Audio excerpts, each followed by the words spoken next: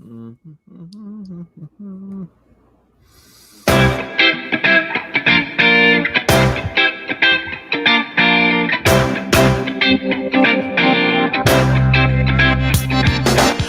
everybody, to another edition of the NERDWatch podcast. I, of course, am G Money, here at another lovely Tuesday evening right here in the heart of Wailuku Town on the beautiful island of Maui in the great state of Hawaii. And we are here on another Tuesday night to give you the best in nerd culture news.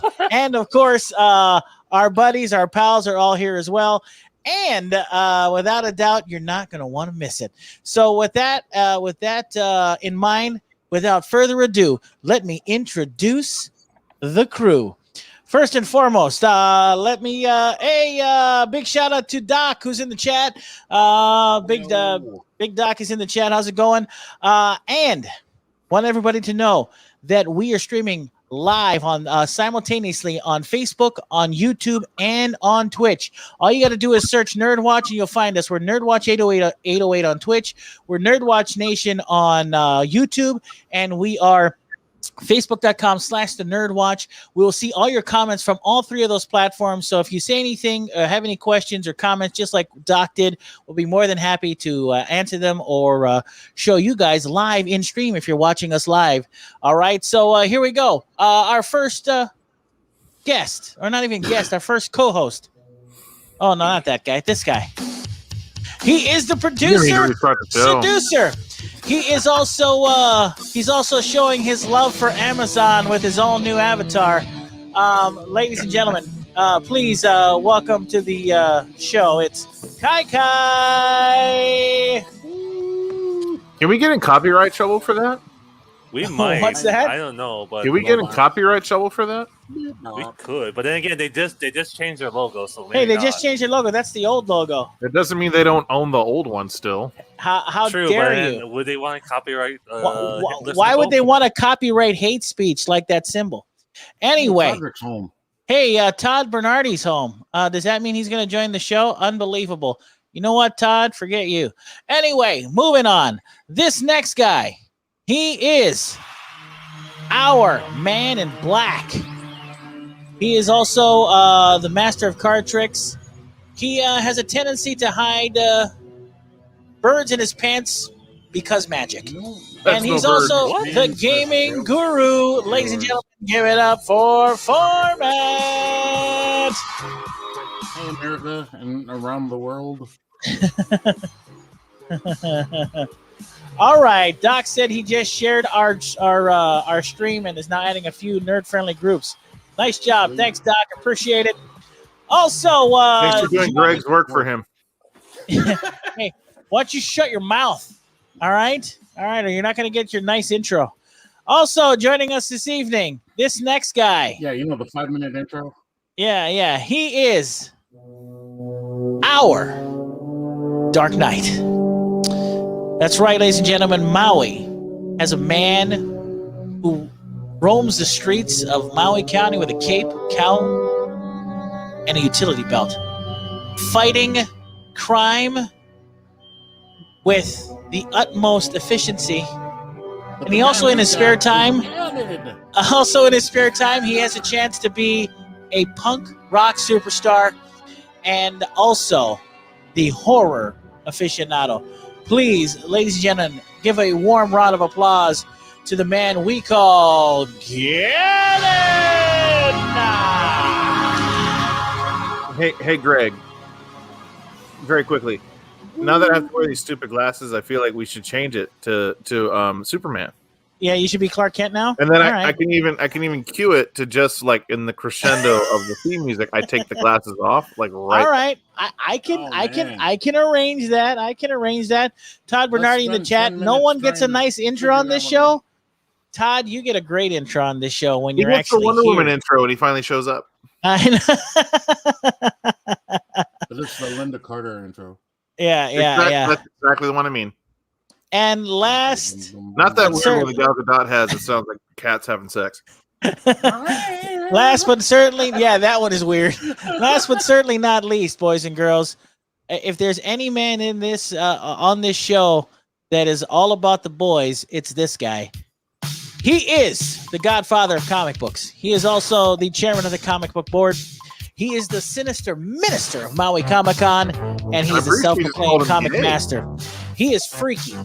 He is deaky, and he's definitely leaky. And his Beba D's are quite streaky. Ladies and gentlemen, give it up for the owner of Maui Comics and Collectibles.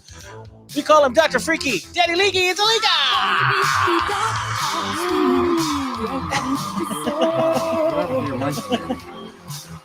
No? Shut up. Wow. Nice. Wow. That seemed a little out of place. Wow, thanks. I appreciate that. Anyway. Bro, you introduce everybody in like intentionally bad ways, and then you get mad when we get mad about it. What are you talking What kind of gaslighting bullcrap is that? You just called him a boy liker. I just said I didn't say that. I said if anyone is for the boys, this guy is. That's what I said. That's not. You said I'm for boys and for girls. All right. That's not what's at issue. All right, that's fair. That's fair. All right, I'll switch it up next week. Anyway, before we get into all the fun nerd culture news, it is time to check in with the very angry owner of Maui Comics and Collectibles. Every Wednesday is New Comic Book Wednesday, and that means that if you are looking for new comics, this is the guy to see. So let's find out what is new this week in the world of the comic books. All right. So I'm going to start this off with one that G is really looking forward to. Yes. America Chavez, made in the USA, number 1 of 5 from Marvel Comics. Is that based on Cesar Chavez? She might be related. Okay. Avengers 43 is coming out. Avengers Mech Strike, number 2 of 5.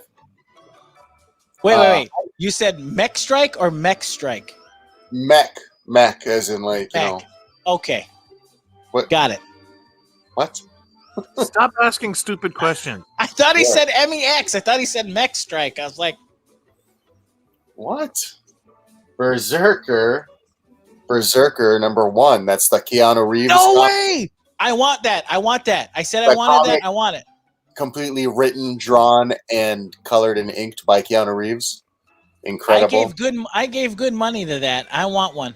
I heard he wiped his penis on each issue. I really don't think that happened. Stop. Don't do that. Don't do that. Don't do what? Because you didn't do that. You disgust me. Okay, if he didn't do it, then I'll go to the shop and do it myself. No, okay, you then won't. I'm not buying it. I'm not buying it. Okay. Are we done with the nastiness? You nasty? Yeah, thank you, Alika. I can make no promises. Dead Dog's Bite, number 1 of 4. That's on Dark Horse Comics. That's a new one. I know Gannon's gonna want this one, and I'm gonna cruelly withhold it from him. Demon Days, number 1. X-Men, number 1. The Peach Momoko. Didn't I specifically ask for that before it was even on your radar, though? Well, that was before you said you were gonna wipe your privates on Alika's comic books. Yeah, only on Berserker. That's your punishment. You don't get Demon Days. Don't get Demon Days. Only Berserker. I mean that's what I call it. You know, my private time. All right. So there's a lot of big books coming out tomorrow. Berserker was one of them. Right. The next book is kind of a surprise that's being shipped through Diamond because they are specifically trying to break the mold of comic companies.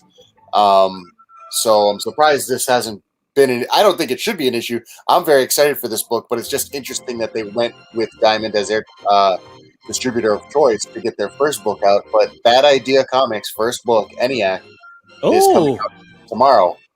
And so that's a really big book. People are...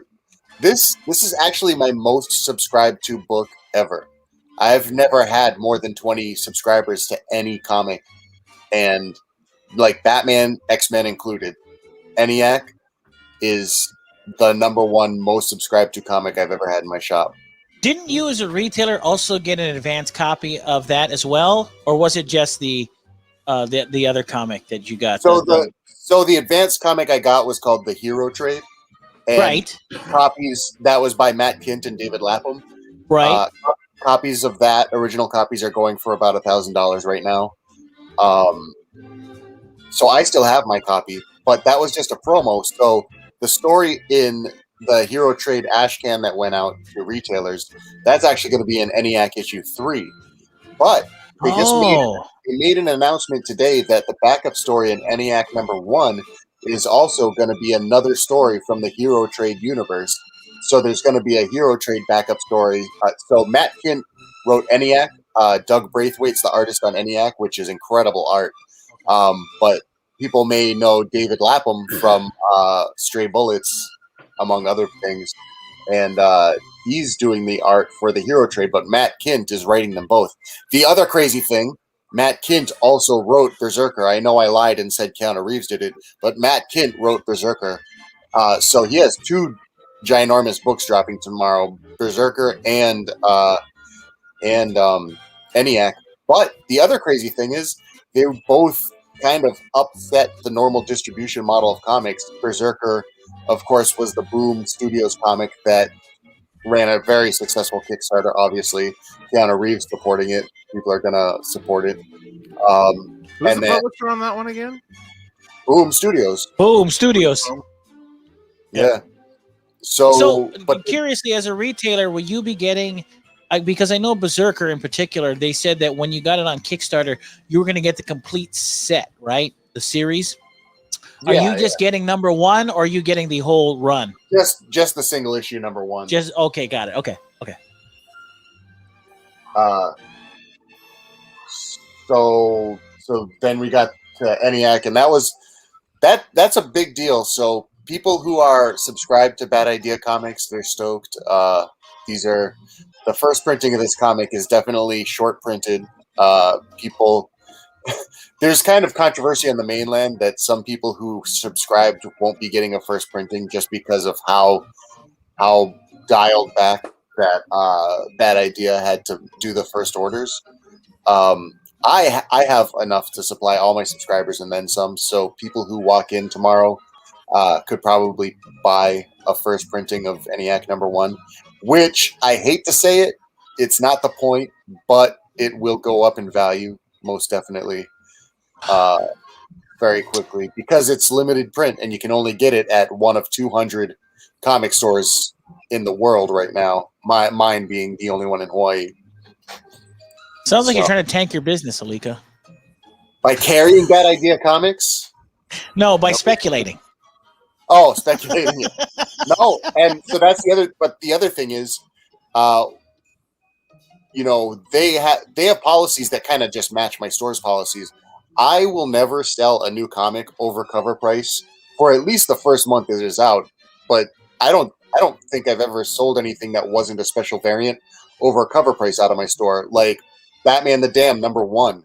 I was selling that out of my store for cover price, which is $7, when it was going on eBay for $50 to $100. Like wow. I thank you for that, sir.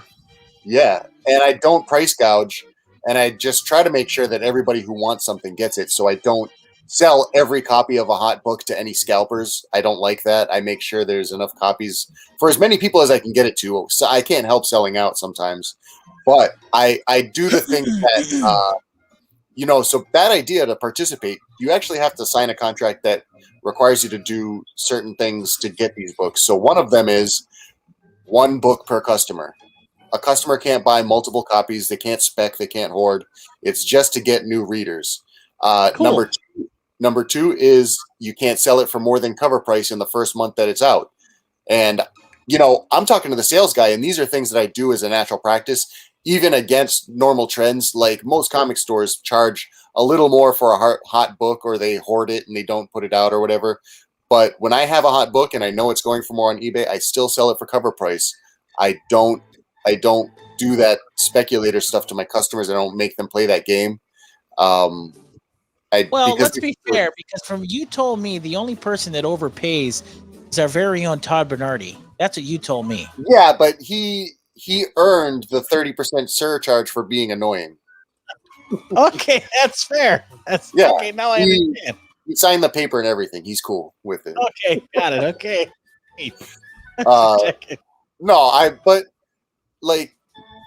I've been comics have been coming up a lot in value lately.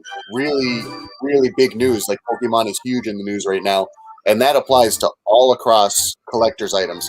And I think in the discussions of privilege, I know that you love talking about privilege, G. I do.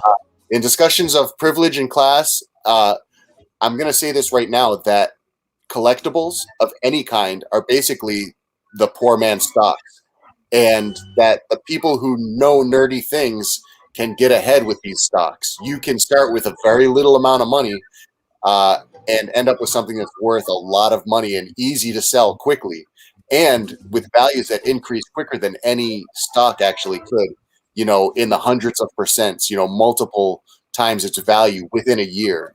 Stocks don't do that. These are... Wait a minute. I thought those were pop figures.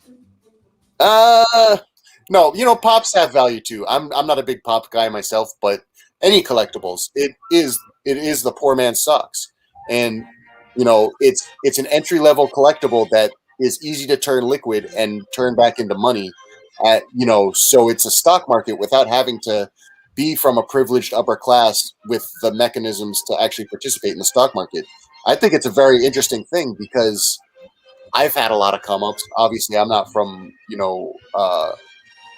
from a wealthy background or anything, but it gives me a chance to participate in something like that. And it's funny because now Wall Street and all these money shows are paying attention to collectibles, Pokemon and comics and things like that. So it's just very interesting, Hey, man, listen, if you can have diamond hands on Wall Street, you can have diamond hands in the collectible market. What the hell?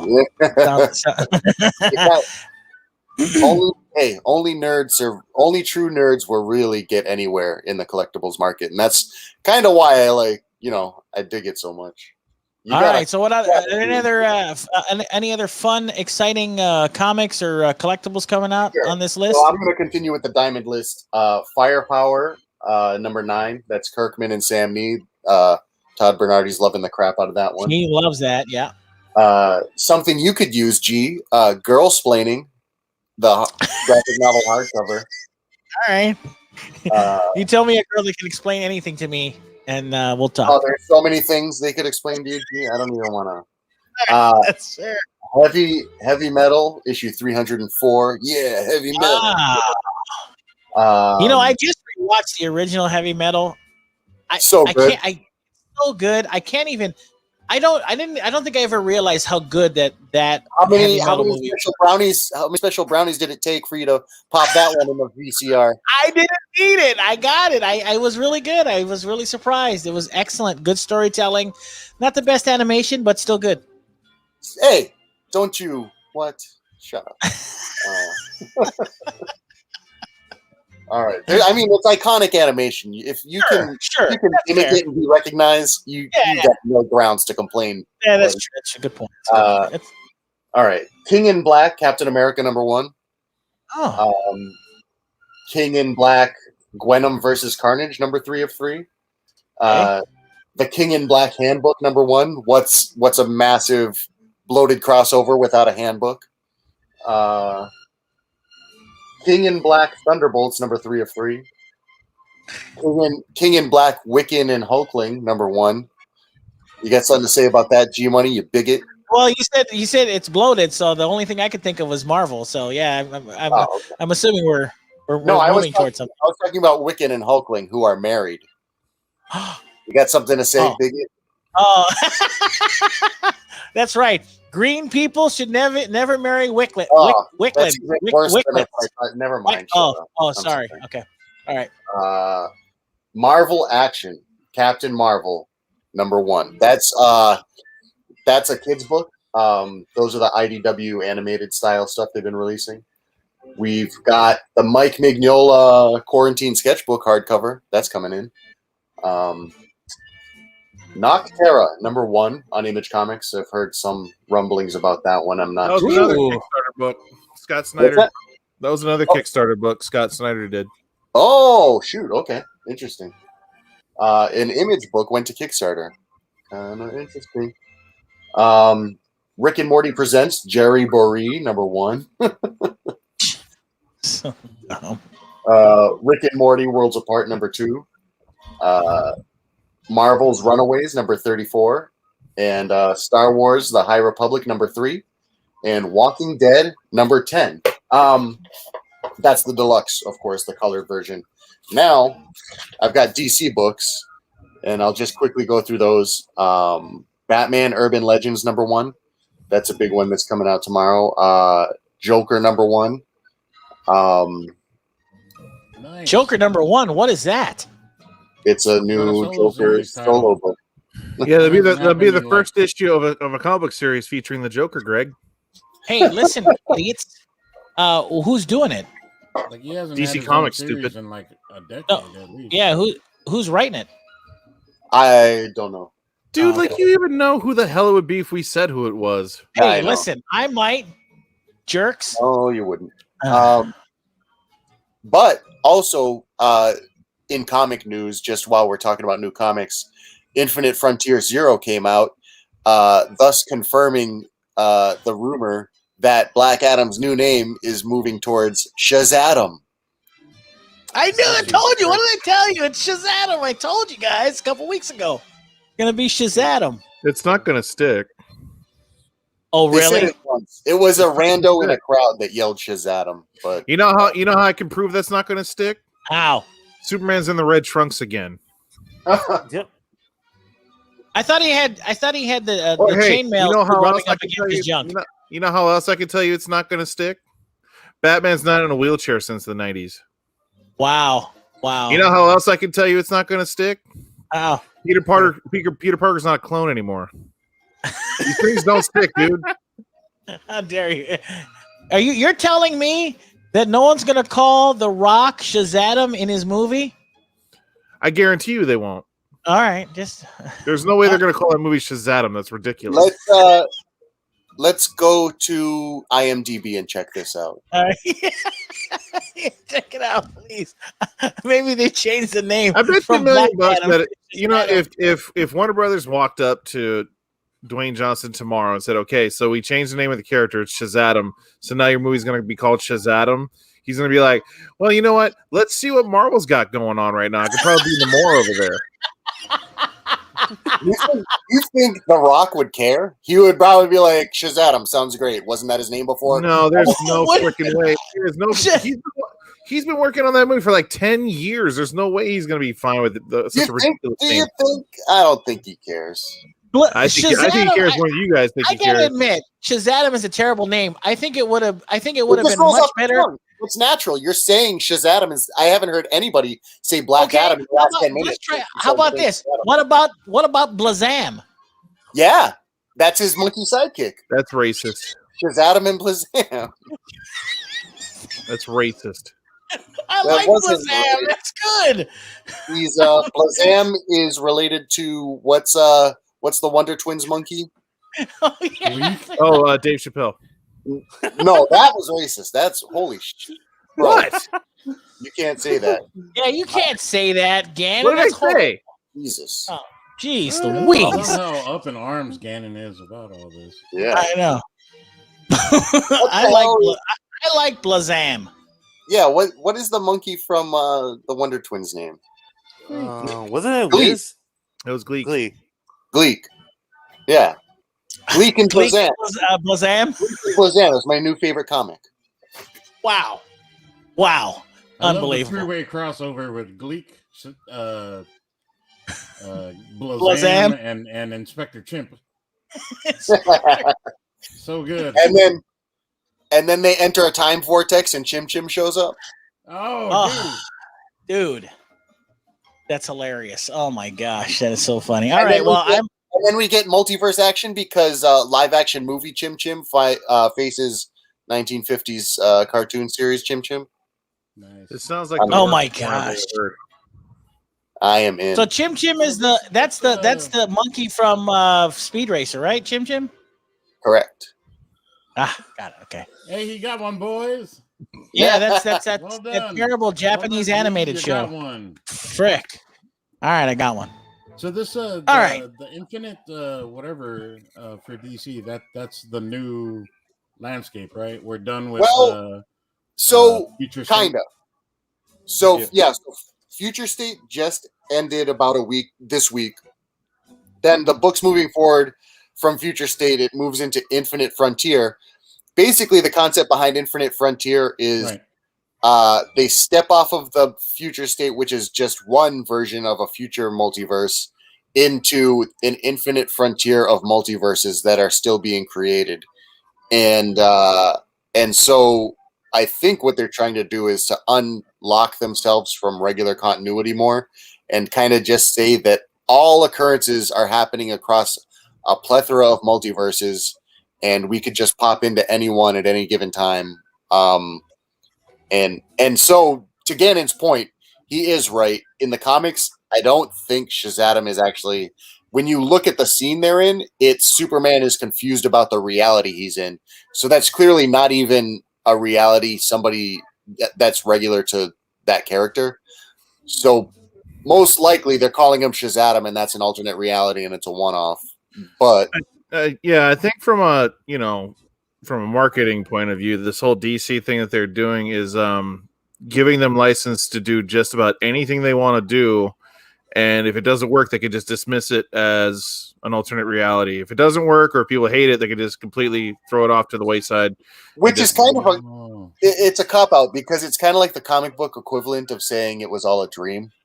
Well, but also it completely negates like all their more core stories. Like Crisis on Infinite Earths means nothing. 0 Hour means nothing.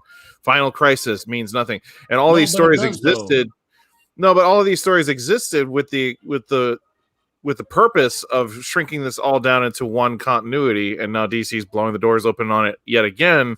So yeah, these stories still happen, sure, but it just kind of seems like DC always does this. We're like, we don't want continuity. Now we do want continuity. Now we don't want continuity. Now we do want continuity. I think what's happening, and we talked about this before, Marvel and DC kind of go back and forth and copy each other, because DC had seen the success over the past decade and a half of Marvel incorporating their alternate universe characters into their main continuity better, where there's this overarching universe and anybody from any part of that universe can jump in.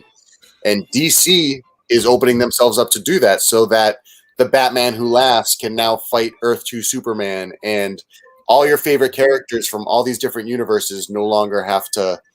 You can just pick them at, select them and make them interact with each other now. And like Gannon said, they're just opening it up to tell more stories with more characters. It's funny you should say that, because I think Marvel just announced they're doing Infinite Destinies as their event. Yeah. So it's funny because it really is cyclical. Like DC will copy Marvel, and Marvel's copy of that DC thing will be successful. So DC will then copy that copy of the DC thing, and then Marvel will see how successful DC was at copying them, and they'll copy that copy. Like it's I mean, in a competitor-driven thing, you're really just seeing what the other guys did that worked, whether it's something you initiated or not, which makes sense. If they did something just slightly different, whether their tweak worked or not, DC's just going to say, all right, so that's what we did wrong. Let's go back to that and do it how they did it, and then see how it applies. But the thing that DC and Marvel always forget is that their characters have different tones. They don't always work if you try the same kind of thing, because their characters mean different things. DC Comics characters a little bit more on the iconic side. Marvel characters a little bit more grounded and not down to earth, but you relate to Marvel characters more, whereas you look up to DC characters more. In the scheme of things, ultimately, my question is this, because you guys are more attuned to the comics. At this point, does anybody really care about crossover? I mean, and opening up to a multiverse at this point? Does anybody? I'll be honest, really I stopped caring about it a long time ago. That's what I thought. We're seeing the evolution of storytelling right now. That now, back when it was a novel idea, back in the 80s and 90s, and even back into the 50s and 60s, they really did touch on a multiverse to excuse continuity gaps.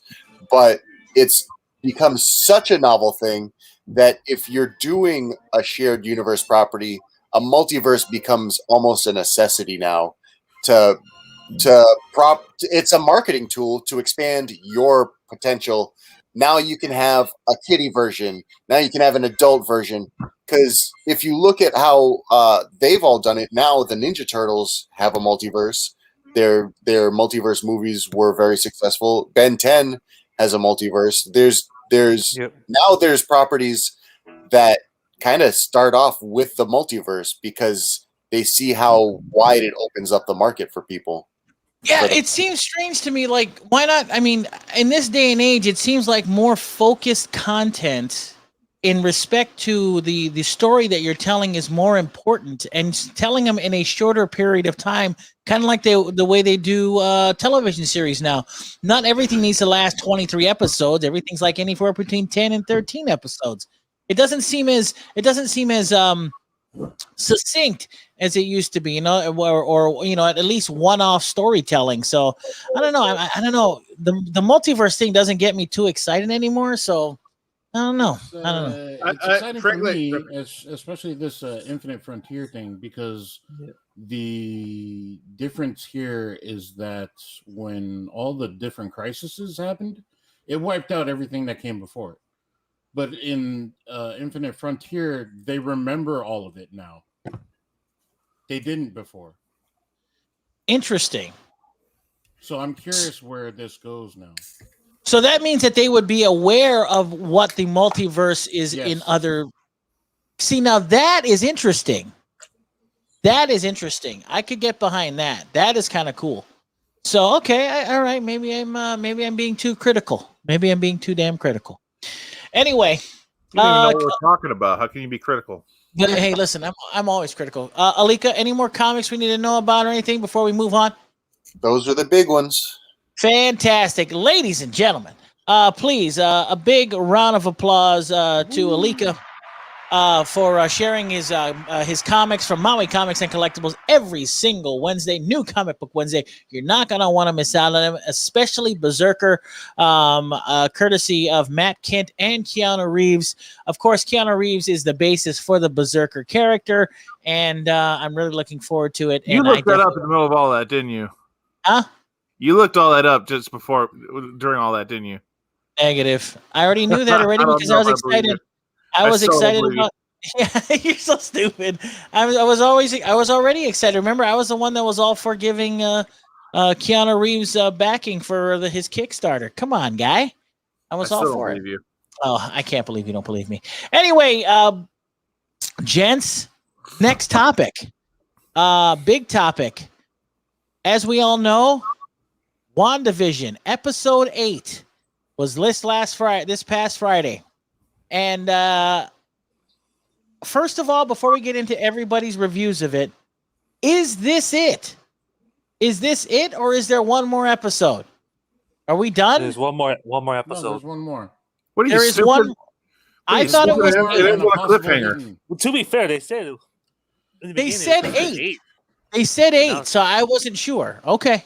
I just wanted to make sure. So you really thought I was going to end on a cliffhanger like that? They were never going to resolve it? Hey, did Infinity War end a cliffhanger, Scrub? Of course it did. It's fantastic. It's probably the best. Just call me Scrub?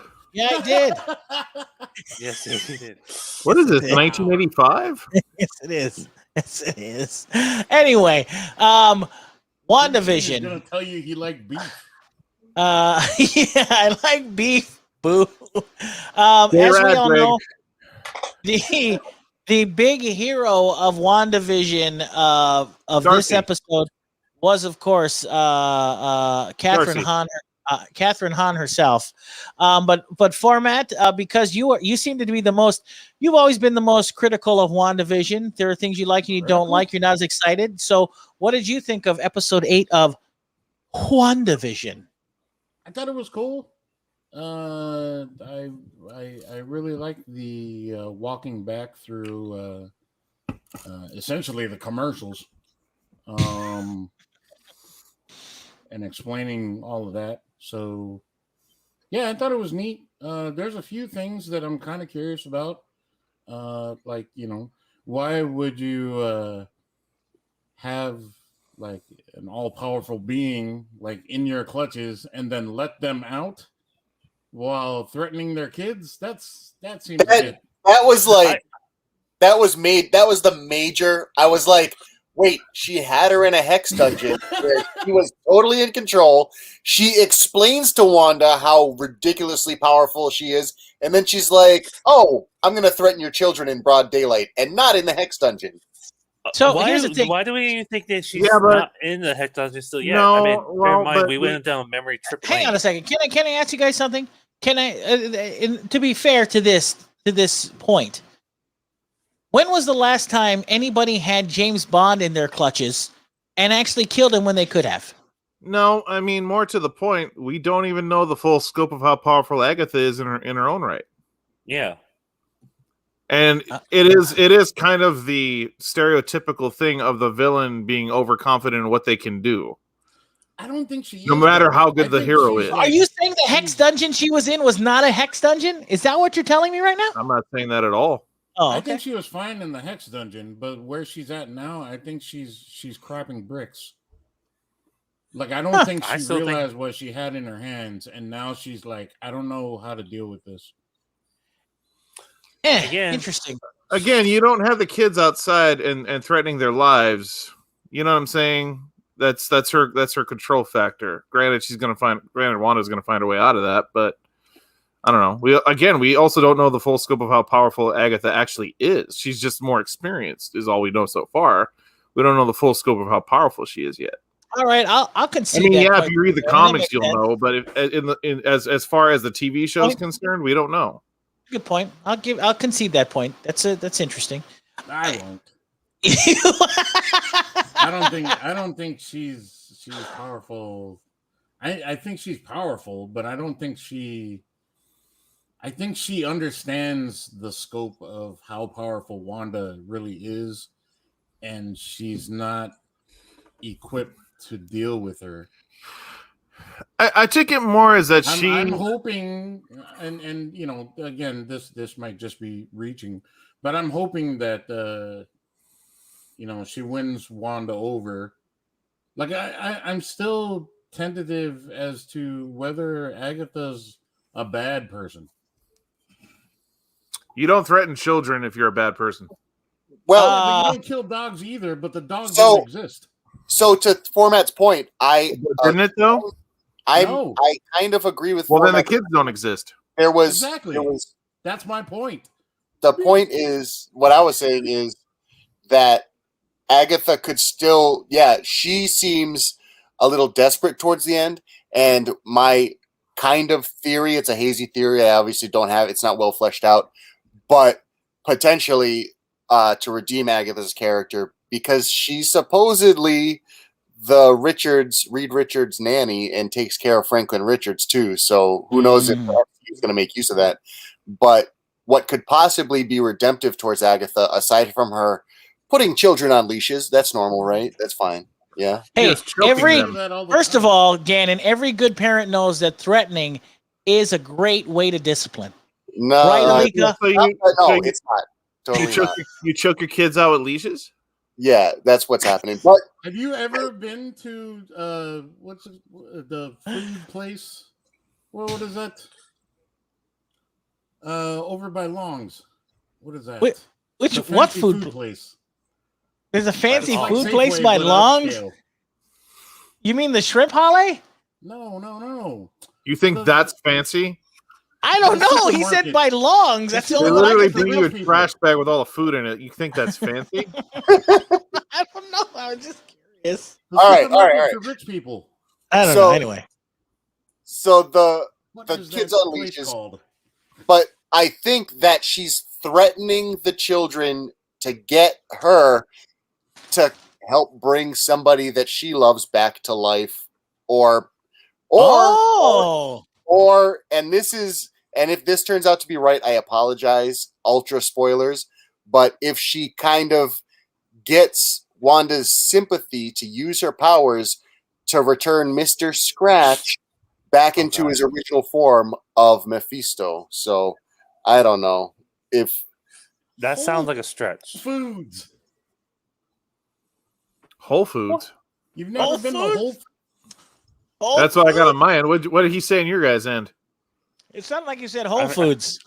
Whole Foods Yeah. is the rich person place. Yeah, that Whole tracks. Foods. Yes. Yeah. Oh, Yes, it okay. All of the parents that shop at Whole Foods have their kids Dude, on leashes. They don't know how to half of raise those their kids, children. half of those kids are gonna pull the Menendez brothers on those parents. Man. Actually, you know what? I take it back because Wanda doesn't seem to be doing a good job raising her kids. So Agatha's like, "This is how you do it, stupid. Put them on leashes." Right? You know, So good. to that point, Wanda has created this false reality, and she doesn't know who Agatha is, and she sends the kids off with Agatha to get shit faced. So, Did she? Easy language. Did she? To get some me time, I believe. Yeah, But she didn't drink. I thought she had the bottle of wine out. I remember her eating a bowl of cereal. I don't remember a bottle of wine, but All right. maybe I just missed that. I don't know. Wow. So I mean, it was a ultimately, whole week ago. do we see Catherine Hahn's character being a one-off, or is she going to be throughout the? Her character in the Marvel canon is very important. Okay. So Agatha Harkness, actually trained Scarlet Witch in some parts of the canon. Yes and no. I mean, you Really? remember Thanos used to be important to the Marvel canon too, and now he's gone. Oh, that Well, that's fair. yeah, and to that point, Thanos also had a helicopter. I'm very Right. disappointed. Oh yeah, that's true. And we'll That's never true. get to see it now. No, Alika, you're Oh. mistaking him for Trump again. No, that's both. They both do that. Yeah. They both have helicopters, Gannon. So stop Yeah. it. Somebody, I've seen a couple of people say that they have a suspicion, although it's based on nothing, of course, that Agatha will be the Loki of this phase. That she will kind of intermittently show up throughout for whoever the big bad is of the next I'd be phase. down for that. But again, there's almost nothing to base that on other than she's just in this show, and it seems to be setting up what the next phase could be. So that's a potential, yes. But if her character seems to have won people over regardless. But unless dark magic and things like that goes throughout the rest of the phase, I don't see where she fits in. There's one thing that we know about the MCU, and they don't waste well-developed villains. So they would not. They killed Killmonger in the first movie. They would not have gone all the way back to Salem. They wouldn't have given this such a nice skeleton to a Cottonmouth. They wouldn't kill her off in the first half of the season and forget about her. Like she's here to stay. I'm pretty safe to say that. Well, Loki died twice in the first phase anyway, so it doesn't matter. Yeah, right. I gotta say, I mean, and magic, so she's coming back.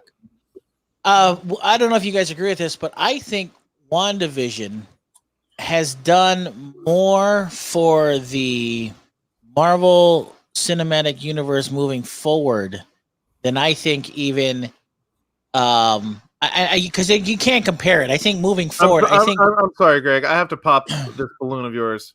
What? It is the first thing we've seen of the new phase. But here's the thing. No. To be fair, the new phase started with the blip with Spider-Man. No, it didn't. It didn't. What? That was the end. That was the epilogue of sorts for that phase. They never. They considered that the new phase, though. If you look at yeah, they did. Kevin Feige himself said that movie was the epilogue of phase one. I'm gonna look it up for sure. Gee, you're wrong.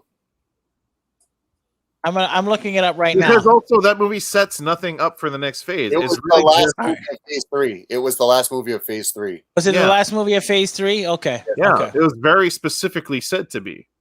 Okay. Black Widow was going to be the first movie of phase 4. Yeah. But you're right. Right. WandaVision is setting up the next phase, but it's also the first thing we've seen that sets up the next phase. I'm looking at Daily Dot right now. It says Phase 4 was Spider-Man Far From Home, the follow-up to Endgame. Where are you finding this information? That's quoted the movies. The Daily Dot. That's where that was from. No, not all of it, you weirdo. I'm just saying. I could have I could have swore that the Kevin end of Feige phase. said himself. Kevin Feige said himself, "Far From Home is the definitive end of Phase 3." He said it. The end of from The what from buck my stopped understanding, with him. Avengers Endgame was the ending of Phase 3. Does And that quote Kevin Feige saying that? Because Kevin Feige said, "Far From Home is the final end to Phase 3." He is the only person you should be listening to about that. Period. I would like to see that quote because everything that I am It's reading going now. back a few years, but if I can find it, I'll find it. But I know Please. he said this. Because from my understanding, anyway, go ahead. Point, Far From Home does set up the adventures of Night Monkey. That is true too. But yeah, again, on a literal sense, it sets nothing up for the next phase. Nothing. We already knew about Skrulls from Captain Marvel, so that's not a setup. Yeah, it doesn't set anything up. It's an epilogue. It was meant to be an epilogue for Endgame. It came out the same year as Endgame, for God's sake. All right. Well, speaking of Marvel and Spider-Man, we finally Phormat was going to bring it up later, but since we're in this whole WandaVision Marvel thing, Spider-Man has a brand new title, or a title finally. And Phormat, what is that title? Spider-Man Homeward Bound. Yes. They're gonna roll those animals into the MCU. So Zendaya, Tom Holland, and the Filipino kid are who's gonna be the dog, the two dogs and the cat. That's all I need to know. That's all I need to know. It's actually called Spider-Man No Way Home. Not too sure what that means exactly. But Spider-Man No Way Home. The little snippets that they did to kind of tease what the title might be. Yeah, that was cute. Being Spider-Man Home Slice. That was great. Spider-Man Home Slice was the best. Spider-Man Home Slice was the best. Okay, Greg, to put a pin in this, Kevin Feige recently explained this decision, saying, "As we are working on Endgame, we realized that the true end of the entire Infinity Saga, the final film of Phase 3, had to be, drum roll, Spider-Man Far From Home. We lose Tony Stark at the end of Endgame." Right. So there's your answer. So he said the final end would be Endgame. This is a quote from him. That's what I'm saying. So what he said. The final Endgame is Endgame. No, right? Far From Home is the definitive end of Phase 3. It came after Endgame. That's what he's saying. Oh.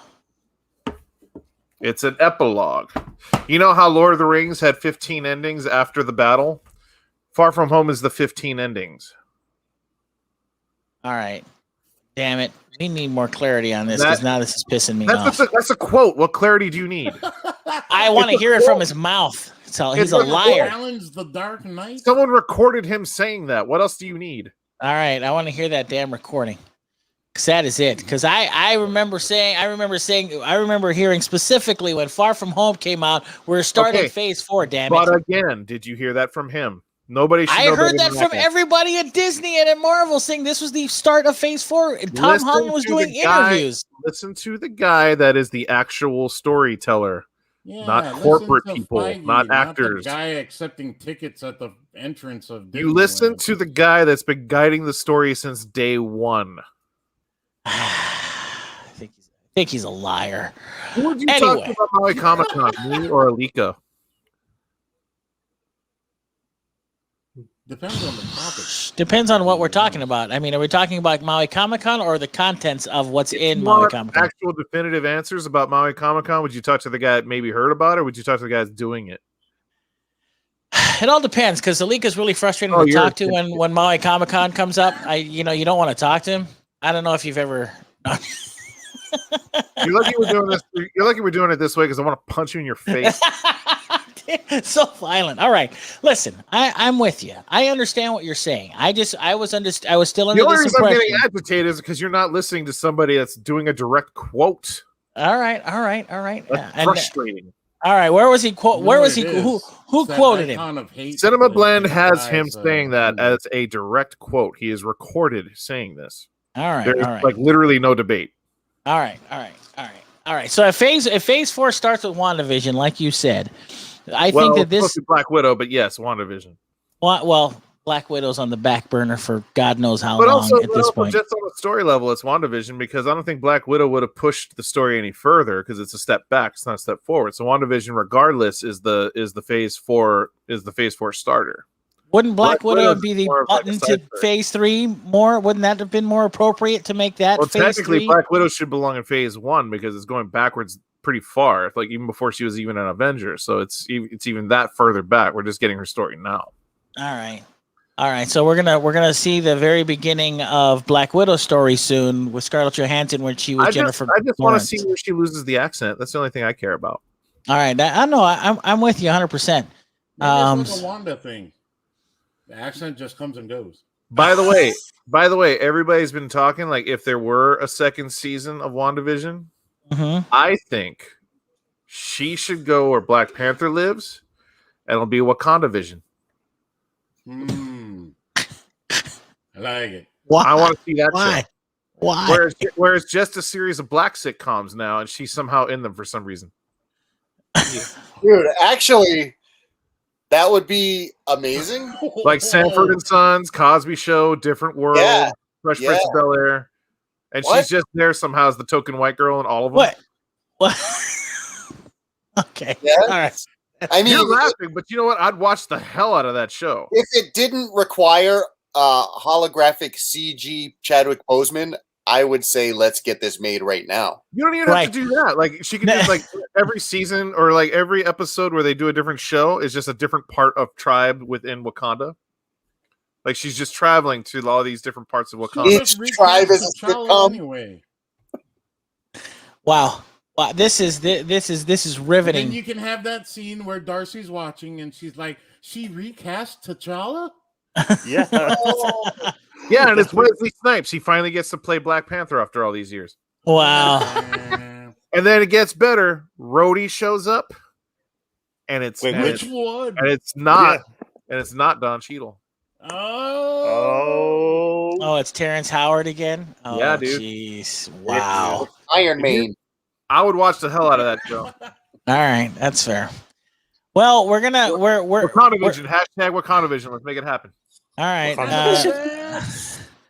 We have a version of that coming to Amazon Prime on Friday called the sequel to Coming to America, because they make a Wakanda joke in Coming to America sequel. Yeah, so, it's in the promo. What's that? It's in the promo. It's a terrible joke, by the way. The way that landed, it was cute, man. Really? Yeah, it doesn't exist. They had to address it. Yeah, maybe. It's like, But now it's canon. And now it's canon. Now it's canon. So Wakanda does live in the universe of Zamunda. So that's great. That's so awesome. Anyway, moving on. WandaVision. Apparently, one more episode to go. We will find out how good that is. I'm kind of excited because I thought we're ending at 8. Phormat, you had a list of a couple other pieces of news you wanted to get to that we didn't happen to get to. What was the first one on that list, sir? They announced a Cruella movie. Oh, you mean the new Disney live action movie starring Emma Stone? Yeah. You mean when you say Cruella, do you mean their version of Harley Quinn? I mean, because that's what it freaking looked like to me when I saw the freaking. So. I looked at long-standing members of the NERDWatch know that I loves me some Emma Stone, but this feels like a Joker take on a puppy murderer. It's a Harley Quinn movie. It's what it is. It's weird. I don't understand it. I really don't. Like, by the way, wrong. I really think Emma Stone can play absolutely anything. I do too. But Cruella DeVille is a puppy she can't play murderer, Toni Braxton, right? How dare you? You know what? Because she made a fine Asian Hawaiian woman in Aloha. So screw you, Gannon. She was fantastic in that film. Anyway, don't shake your head, Alika. Don't shake your head. You can't play Billie Holiday. Well, surprisingly enough, No not one to would get let off, her try. not to get off the point, but I gotta say that film, the United States versus Billie Holiday, is supposed to be a fantastic movie starring Andra Day, and she won a Golden Globe last night for it. So good on her. But like I was saying, Cruella. Did everybody get to see the trailer for it? I don't care. I saw the trailer and I'm she's, confused. I am she's too. She's not Asian enough. You know what I don't understand, and You this didn't is see just her walking with her chopsticks. She's What? listen, Oh, Emma I should Stone. do it next week. Emma Stone is plenty Asian. Okay, Right. you heard it here Thank first. you. Thank you. Or, She's or not Asian, Asian. if you will. She's just not Asian enough for this movie. Man. Well, here's the thing. What I don't understand is that why are we taking Cruella and trying to justify or make her some kind of anti-hero? I don't. Uh, Like one they're trying word. to do Because the they're running out of Maleficent spin, ideas. right? one word. Maleficent. Yeah, that's what I was thinking. Like, But they're trying to do the Maleficent- but- Maleficent spin on this, right? But And you know Maleficent- why? And you know why? Murderer. No, What the Maleficent got a sequel. Not only that, so they're gonna do that with Emma Stone, and you're gonna love this. They're gonna do Ursula with your Laverne favorite Cox. who? Laverne Cox. No, Melissa McCarthy. Gross. Right. I heard that as well. But here's the problem, though. It's I gonna mean, happen, and you're gonna love it. Maleficent makes sense because Maleficent could have, Maleficent essentially is a great character, which you can redeem.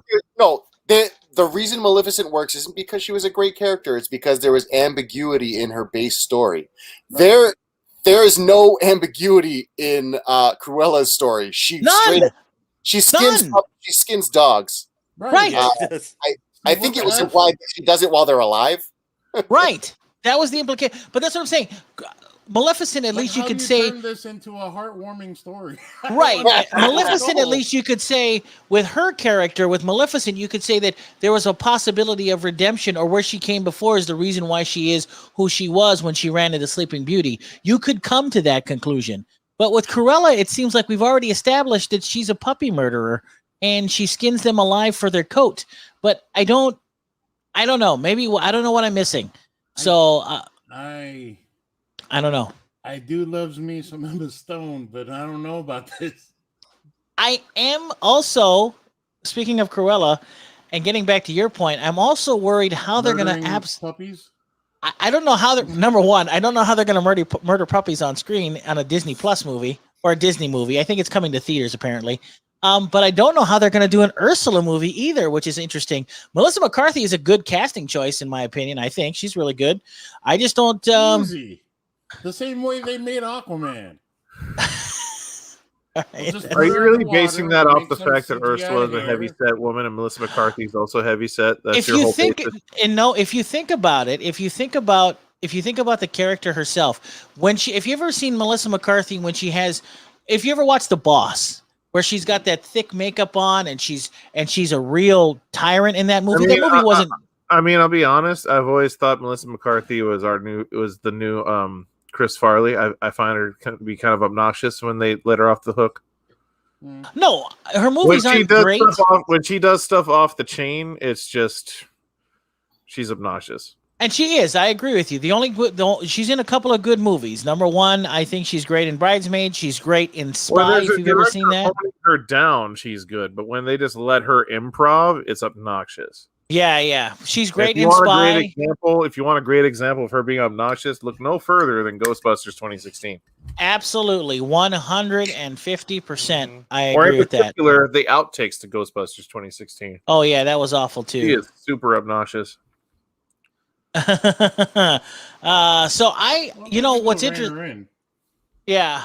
I just want to know exactly how they're going to. I'm the only reason I'm interested in Cruella now is because I want to know how they're going to make this character a likable character to follow. I got the best way for you to find out, Greg.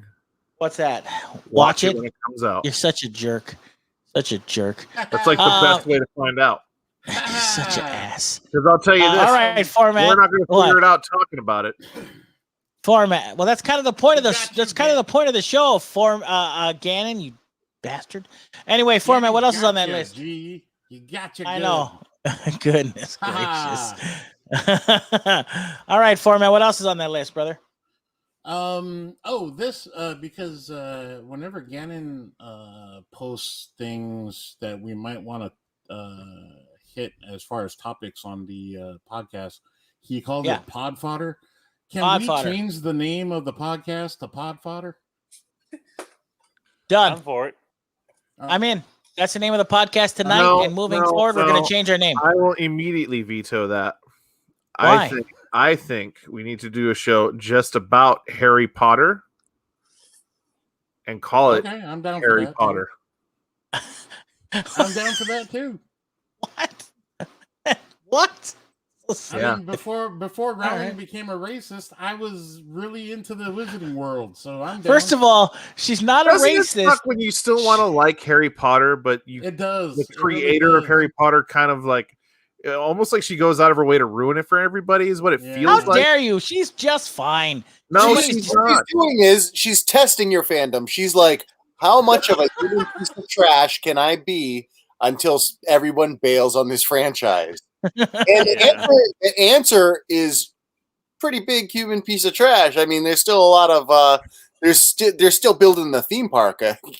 And they're still making this MMO game, which is coming out, or this single player RPG game. It's like she's trying to outclass George Lucas because George Lucas just made bad movies, but in her case, she's a transphobe.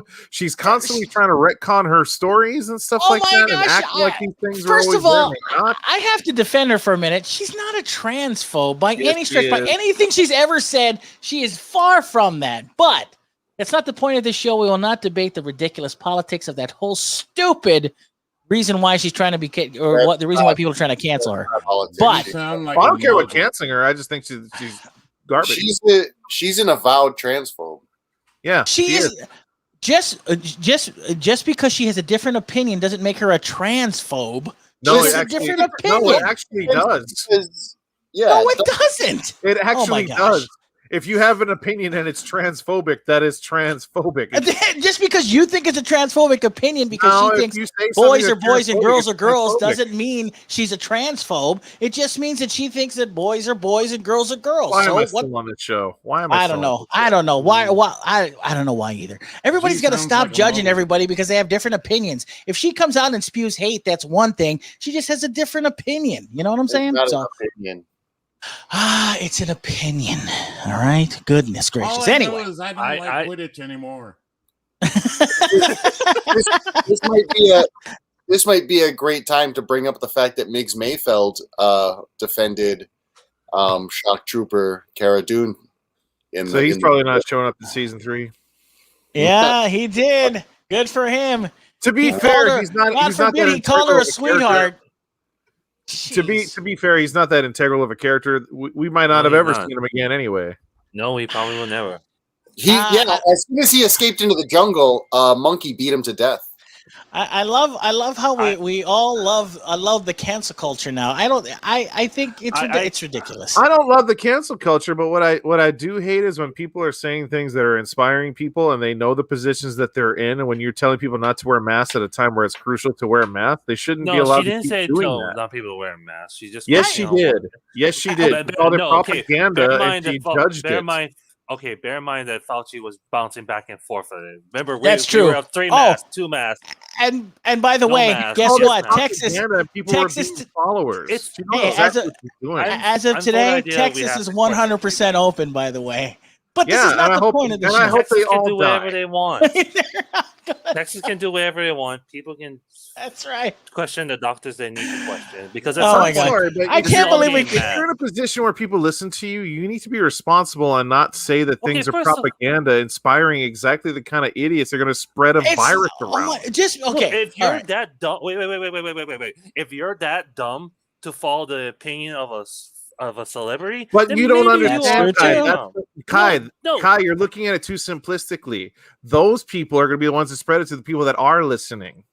But then, right? Look at, but you're problem. saying what I think. but I that's think the that point you're what supposed to look into your doctors. Dude. That's the I point. You think look that's into what the Kai's. medical I think, professionals. But The it's point still is, the you wrong take way your to look at opinions it. from the celebrities. That means you don't have a very good opinion. I think what Kai's trying to say is that just because someone has a different opinion doesn't mean we have to get all crazy about it. Someone has a different Yes, opinion. you do. Don't want to Yes, listen you to it. do. You don't have to If we're listen to in it. a pandemic where people can spread a virus around, and you're not a doctor, you shouldn't be spreading information. And that's fine. Then don't listen to them. Doctors are saying to do. Period. Then don't listen. Then don't listen to them. Okay, don't listen. You guys are looking at it the wrong way. She's telling idiots. You guys are saying, "Oh, idiots are listening to her." Okay, fine. Those are the idiots that are spreading it around. She shouldn't be allowed to inspire people to keep doing that. But what you can't stop her from saying the things she wants to say, even if you don't like it. You can take her job away. So fuck her. Hang on a second. If you have to be the person that says her protection to say what she wants should be paramount to what goes on here, regardless of what you think about her or what she says, because the speech that we are supposed to protect is a speech we don't like the most. So if you don't like it, that's fine. So are you protecting speech? Are you protecting people? Because now she said no. Hey, Disney. She lost her job. Disney said, "Fine, we're out of here. We don't want anything to do with it." She has a higher bandwidth because of that job. That's great. She lost her job. So yeah, I mean, I don't feel any sympathy for that. But I'm really starting to get angry that you guys are saying, "Oh, people are being stupid and they shouldn't listen to that." But you know what? They are listening to that, and those are exactly the people that are keeping us in this position we're in.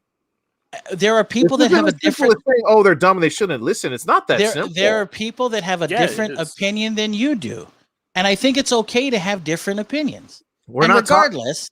That's not the point. Okay, so what do you think? You think we should stop wearing masks? We should also say, screw it, and go out there and cough on everybody? In my opinion, at this point, and then our grandparents die? No, if we're talking about the virus, are we actually debating the virus on the NERDWatch right now? We don't want to. No. This is exactly what we're talking about, though, right now. Okay, that was the most damaging thing that she was doing. Great. So let's put it this way. If we want to get serious about it, let's look at dangerous thing. Let's look at the statistics. But from the CDC and the World Health Organization, this virus, as we call it, has a 99.7% survival rate for people from our age up to 65. Everybody over that, it's 94.6 or 97.6. We have a friend who's not even. We have a friend that we all know that actually caught it and was in a hospital right now. I agree. I am not. That's fine. I understand that. But so are you going to take the chance yourself, being a man that's not in the best? What I'm saying is, that I think, regardless of how I feel, if someone has a different opinion than I do, it doesn't mean I have to shut them down. That's all. Hey! This is the worst episode of The View I have That's what I said. Thank you. That's what I said. I'm like, I can't believe we're talking about this right now. I mean, is Whoopi Goldberg really in whiteface right now?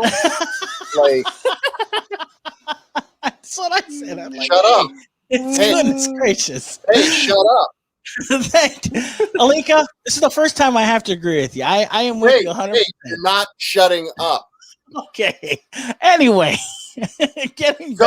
Anyway. Phormat. Yeah. You bring up Harry Potter Phormat and the show goes to hell. All right? Damn you, Phormat. No, you got brought up Bill Burr and then in effect Gina Carano. That's what happened. That is true as well. That is also true. Anyway, Phormat, if you could get us back on point here, what other news did you have tonight? Sticking with the Disney. Oh, great! Stuff. So there's some like R-rated stuff that came up regarding the MCU. Oh yes! They announced that Deadpool 3 will be the only R-rated movie in the MCU, which means that Blade will not be R-rated. A bloodless Blade. That'll be interesting. I don't think it's as bad as some people are kind of getting up in arms about. I mean, whenever Blade cuts through a vampire, they turn to ash. So it's like, I think if Blade came out now, that movie would be PG-13. Yeah. By today's standards, now. By today's standards, that movie is actually a lot more bloodless than people think. And the heaviest amount of blood that's in Blade is actually PG. Yeah, well, I listen. I think that this is an opportunity for Marvel to say that what makes Daredevil, Deadpool unique is the fact that it's the only R-rated Marvel property. Okay, but that's fine. No, but you know what? Their backs are against the wall on that because there's precedent set before they had Deadpool back. They can't all of a sudden make him a PG or PG-13 movie because that movie's already got a fan base. They already know they can't mess with that formula. Yeah. So I don't think it's so much that they're making a decision to say, hey, it should be R-rated. It's more of like it's already been R-rated. We shouldn't be pushing it a different direction all of a sudden and lose whatever track it's got. To be fair, though, I mean, they did try to do like a PG-13 release of the R-rated films. They did. Yeah, that's right. Well, I think that was their testing ground to see if that would track. But right. But it's also kind of weird to just say, hey, let's put the second movie out one more time in PG-13, see if that works. People had already seen it by then. I still say maybe, that Deadpool. Maybe if the PG-13 was done by Zack Snyder, then it would have been okay. I still say that Deadpool in a PG-13 movie works. I say if you know why? Let me tell you why. If he shows up in another show or another movie, and he becomes, since he breaks the fourth wall all the time, and if he has to be censored, I think it's a much funnier way for him to portray his character. I mean, Ryan Reynolds could run away with that. What I think they should do, and what would be kind of fun, is that he's still R-rated in his movies. Yeah. But when he shows up in the other Marvel movies, which they're bound to do, he gets censored. He has to obey the rules 100%. Of the Marvel movies. So you can still do the fourth wall breaking. You still have the same fun that you will with Deadpool. And he would have to deal with the frustration of operating in a movie where he cannot cuss or kill. That would be brilliant. That would be actually a lot. That would actually genuinely be a lot of fun to do, where he could still be exactly who he is in his movies. But yeah, whenever he bleeds over to the next ones, he's got to behave. That's kind of what I liked about the PG-13 releases, because they had to be more clever with the jokes, right? And I always think crass and right, and whatnot. They had to be a little more clever with the delivery. You also get to poke fun at the idea of the ratings and the expectation of him to be vulgar and stuff like that. Yeah, I mean, I've always been a proponent for movies that are more clever than they are raunchy, and I think even when it comes to language, no. I'm just saying that I like when writers are clever, and not, I can only take so much, Seth Rogen stuff or stuff written by Seth Rogen or that kind of movie. I can only take so much of that. He just opened up a weed business. Shocker. Yeah. And he's shocker. He's also into ceramics. So isn't it ceramics? Or is it I'm sorry, glass pipes? Glass blowing. Glass blowing. Okay, so he's just but that's still a weed business, so I don't know what the hell you're talking about. Well, no, that's what I'm saying. It's a weed business with water pipes. I got it. I got it. That's just a weed business. Oh, that'd be like saying Disney started a churro business when they just have a cart at Disneyland. That's not the same thing. Those pipes are for tobacco only. Oh, that's right. Those pipes are for tobacco. They're decorative ceramic pieces, like how Request has. Yeah, there you go. Todd Bernardi's in the chat. He said he wants to know what a Deadpool movie would be without seeing his cancer penis. We still haven't seen his cancer penis in the R-rated movies, though. That is true as well. We've come close. I've been waiting. He keeps saying that he's seen it, like it's in there, and he keeps it like he's very adamant about. I think that he's just like projecting. Like Todd. Really I'll be honest. I feel like they should have shown it when he had the baby legs. No. What do you mean? No. Yes. Oh, why not? No. Yes. Why not? Yes. No. He's a grown man. It's just a baby weenus. That's all. We didn't need to see it at all. Looking at an actual baby's dick. It's a grown man having a small one. All right. So getting back to Blade. We don't think here at the Nerd Watch that Blade will be affected by a PG-13 rating. I don't think so. I think Marshala Ali has a good chance of making a great Blade character. I think, and that's only if he wears the original suit, right, Alika? I'm gonna tell you this right now. He is damn lucky that Denzel Washington's kid got famous after him, because it would have totally been him as Blade first. I tell you what, man, if he didn't get attention first, it would have been Washington's kid for sure. I think a lot of stuff lately, and he would have been the next Blade. Denzel Washington's son, number one, is a very talented actor. Is it Isaiah Washington? Isaiah Washington. I think you're correct. He is a very talented actor, and you're right. I think he had gotten Denzel swagger, which I think is kind of interesting. He doesn't act like Denzel Washington, but you can see the swagger in him. Yeah, I agree 100%. It's a shame. I mean, he has Tenet. He's got Black Klansman. He's got that new movie with Zendaya coming out on Netflix, which looks amazing. I thought that was out already. Was it out? Is it out already? I don't know. I've been reading a lot about it, but I didn't actually look for it. Hey, someone who doesn't join the show but is a NERDWatch member, Aron Medeiros corrected us. It's John David Washington. Okay, so I was right. Isaiah Washington. Yeah, you're absolutely right. JD Dub. So he's a great actor, and you are right. He would have made a great Blade, a blackter, if you will.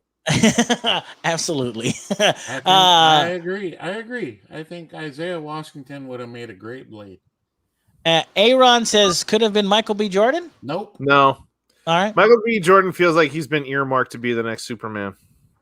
Well, speaking of that news, as we all know, J.J. Abrams. Michael B. Jordan has that Superman charisma. J.J. Abrams is teaming up with Ta-Nehisi Coates, who is writing an all-new Superman. No way you said that right. No, it's Ta-Nehisi Coates. Okay, I can't wait to hear it said correctly. That feels wrong. No, it's right. It's right. But here's the interesting thing: is that Michael B. Jordan was asked about playing Superman, and Michael B. Jordan said he has no interest in playing Kal-El. He has more interest in playing Calvin Ellis from the Superman universe. So I think that'd be a really cool. Which Superman universe there, G? The one with Calvin Ellis in it. So yeah. I mean, as much as I would love to see, I mean, I was totally prepared to say, hey, Idris Elba should be James Bond. I don't think the world will accept a black guy being Clark Kent. I just don't think anybody would allow that. Well, Calvin Ellis would be fine. Some people would be on board with it. A lot of people wouldn't. But if you make this Superman a different Superman, I think people would be on board with it. We'll see. I mean, the story would be interesting told through that kind of character. You would have to kind of set up for the first time that Krypton has more than just white people, though, because all we've ever seen from Krypton is that there's only white people there. Well, I can't think of a single example where there's Kryptonians that aren't white. First of all, the fact of the matter is that they're aliens. So who knows what they actually look like? Caucasian aliens, Caucalians, if you will. Caucalians, nice. Yeah, Caucalians. Yeah. I like that Alika figured out what I was doing right there. Nice. Can that be the name of this pod? Can that be the name of this pod? Caucalians? I was going to call it pod fodder, but Caucalians is where it's at now. Caucalians is where it's at. It's too bad it came after the COVID argument, because everybody's going to turn off the show as soon as the COVID argument started. No, you know what? Everybody says they love it when we fight, so that's fine. Oh, sweet. Okay. Caucalian. Caucalian is the. To go back to it. I'm totally on board with Superman being a black guy. I do hope that, because they've said that this is in the DC extended universe, so they're not stepping away from anything that's been set up. So I'm hoping there's still room for Cavill to maybe still be Superman still somehow. I agree. I think he'll be. I think you will be. But Lord knows what they're really doing with the DC universe at this point, because even Zack Snyder talking about the Justice League cut says his movie ends on a cliffhanger, which might not necessarily mean like, okay, part 2 had taken place after this, or it's setting up stuff that could potentially be paid off in new DC movies, but we don't know. Did you hear the news? Speaking of Justice League, Zack Snyder's Justice League, not only are we getting the new Zack Snyder 4-hour cut this month, but he's also going to be releasing a black and white version called Justice Gray. Should we just all take days off for this movie? He and didn't watch call it it as that. You're simulcast? stupid. No, I'm serious. That's what he's going to call it. No, there are release plans for it, but he doesn't know when it's going to come out, though. He said. No, that's why I said later. He said he's Yeah, gonna, down- but he's down gonna the release road, it sometime down the line. It's gonna be. He said in that IGN interview that in his mind that is the absolute definitive cut, which just goes to show you Zack Snyder hates color. Because not only are his movies already dark and kind of washed out as far as color is concerned, he now wants to remove all color from his movies. That's so big true. black and white. But to be fair, and nobody ever seems to want to admit this, his movies are still visually interesting to look at, whether you like what he's doing with the characters or not. They're still visually exciting to look at. So I gotta tell you something. I wasn't a believer. I've said it a million times. Good or bad, I am in for the ride. If it turns out good in the sense of what a Zack Snyder Justice League movie is, then fine. I don't really care, to be honest. Now think about this. What if you watched The Rise of Skywalker in black and white? I don't want to watch a movie again if I don't have to. Okay, that's fair. But hey, they have talked about a J.J. Abrams director's cut on Rise of Skywalker, and just in the sense of like getting a pure vision of what the movie was supposed to be. If it actually is better than what we got, I'll see it. Todd Bernardi, I am not putting up that statement in the chat. You guys can read it if you want, but I'm not putting that up. That you're a horrible, horrible man, Todd Bernardi. But anyway, Phormat, any other news you'd like to share before we move on? Oh, Gannon, don't forget, you got the new releases for Blu-ray Tuesday. Shut your mouth. All right. Gotta tell it to Sorry, you. I'm 3 deep on these now. I just All right, realized. sweet. You and your Jack. Is that Jack and Coke thing that you? No, this is Jack Daniel's Watermelon Punch. Can you see it? Jack Daniel's Watermelon Punch. Ooh, That sounds disgusting. It's absolutely delicious. I want to play basketball after this. What? Okay. Well, what else? We covered Blade. We did Spider-Man. They announced they're making a Lady J series for Amazon. Christ. the rapper. No, Lady J of G.I. Joe. Oh, sweet. Is it For Amazon? For Amazon. Wow. It's in development, apparently. Well, we do know that we have the Snake Eyes movie coming out, don't we? starring Ray Park Right. and his penis? Stop it. I guess we're I guess their little version of the MCU. yeah, something like that. Yes. I don't know. Does Paramount still own the movie rights to G.I. Joe? I don't see who else wants it. Well, no, you know why? What's interesting is that I'm surprised it's going to be on Amazon, considering the fact that Paramount Plus starts in 2 days, and I figured that would be something that would be a property they would want on Paramount Plus if that were the case. But You know? I mean, it's Lady J, so they were probably like, yeah, we can have. They can have. They can have it. Wow. And you know what's interesting? Speaking of Paramount Plus, not to go off on too much of a tangent, Paramount Plus is the brand new CBS All Access. They're putting it under the Paramount umbrella. They're doing something in the same, like I had said earlier. Paramount Plus is doing the same thing that WB did at the beginning of this year, or Warner Brothers did at the beginning of the year with HBO Max. Went bankrupt? But they're doing it a little differently. Not only, as we all know, HBO Max gets the movies day and date for all of 2021 movies on streaming and in theaters. Well, Paramount is going to be doing something similar, where they will release the movie in theaters, and then 45 days later, they will be releasing their movies on Paramount Plus. Movies like Top Gun, Maverick, and the like. So there, and A Quiet Place too. You as do know well. that all these plans will change dramatically if the theaters don't open in time, right? That's You do know right. That is correct. I agree If with the you, theaters sir. don't open in the time frame these movies are supposed to come out, they're gonna be like, "Hey, this is coming out day and date, guys." Yeah, We changed our exactly. mind.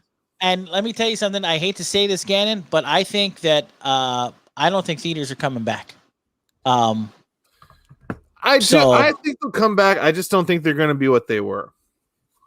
My dream, my actual dream from all this is that theater chains go away, but we get smaller independent theaters that actually have a say in what they show. They don't have to show things that are coming out that week, that month, whatever.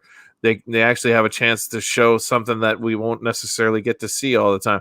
That's my dream. It'll probably never happen, but that's what I'd like to see. I'd like to see more boutique style theaters that can just show independent films. I'd like to see that be the ultimate thing that happens from all of this. Chain theaters right now, I mean, yeah, we get to see all our favorite Marvel and Disney and whatever the hell, but I think with the fact that everything is going so quickly to streaming, these studios are starting to see is like, if we just funnel it straight to them at this point, they seem to be happy regardless. But people still crave a theatrical experience. But I don't think the people that love the theatrical experience are necessarily the exact same people that want to see the new Marvel movie all the time. The casual Marvel fan just wants content. They don't want a theatrical experience. Not necessarily. It's really interesting because the date of the opening of the majority movie theaters was supposed to be March, but they pushed that back to May now. So we shall see. I mean, if Gina Carano stopped telling everybody to take their damn masks off, we wouldn't be in this mess still. Will you stop it? I'm going to kick you off the show. You mentioned that. No, I'm just kidding. I dare you. I dare you. According to Aron, jail cell you're standing in and beat you. According to Aron, he said on Maui, Kaumanu has been open all this time and have been getting all the recent movies. We understand that. We're talking on a nationwide basis, Aron. They've been getting all the movies, but they've been only open on the weekends. They've been only open Fridays, Saturdays, and Sundays, so they're not open fully. So yes, we do that. Nobody cares about chaos walking. Right. That chaos walking, of course. That isn't that the snakes. Isn't that the Tom Holland movie with is it Annie? Yeah, Daisy Parker Ridley. And Ray. That's right, Peter Parker and Ray. Peter Parker. That makes sense. Peter and Ray Parker. You know what? I'm totally sorry.